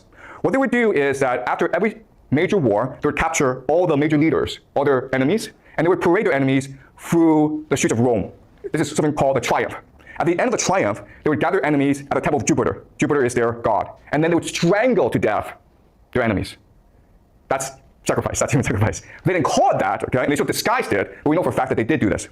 So the question for us is, why is it that this happens? Why do the Aztecs do it? Why do the Phoenicians do it? Why do the Romans do it? And why is it today the Israelis do it in Gaza? And remember, okay, what the Israelis are doing is quite horrific because it is really this sort of sacrifice. Why? Because 47%, almost half of the population of Gaza is under 18 years old. So the majority of people who are getting killed are in fact children. What is most striking or blatant about what's happening in Gaza is that we can all see it for ourselves. And it's almost as though the Israelis want us to see it and want us to hate them. Right? You can see all over the world, popular opinion is turning against Israel. You have these popular protests all around the world protesting what is happening in Palestine. If they really want to do this, right, there are actually much more effective ways of doing this. For example, you could just poison their water. Or you could poison the air so that everyone in Gaza gets a fast cancer, right? We have the technology to do this. So Israel could do it secretly and no one would talk about it. And in 20 years' time, 30 years' time, the population of Gaza would all be gone. It would be a very secret, right? Instead, they choose to do this in front of the world. And my argument to you is that this is intentional. They want the world to hate them. Because by doing this, they create the ultimate taboo, right? We find this disgusting and contemptuous, so the entire world will unite against Israel. But guess what? That's what the religion wants. In the extreme form of Jewish eschatology, or the religion, they believe that at the end of the world, Israel will fight the entire world and God will help Israel triumph in the end.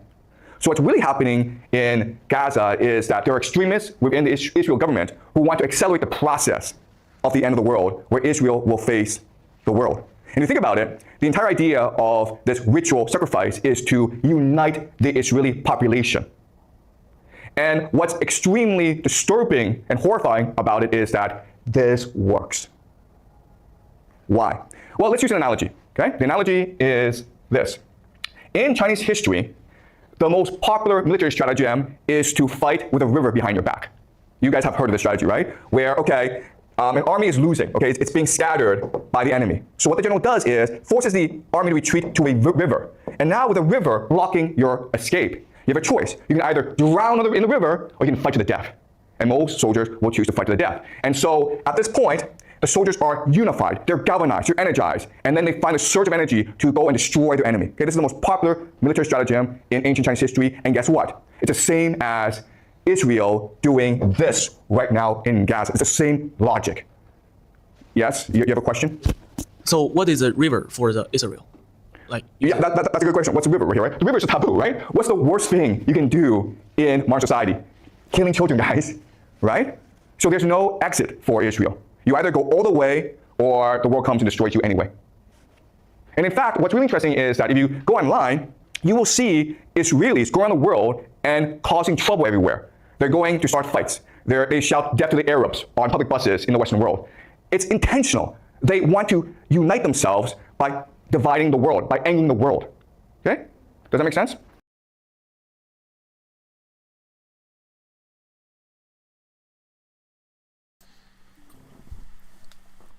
I'm gonna leave it there.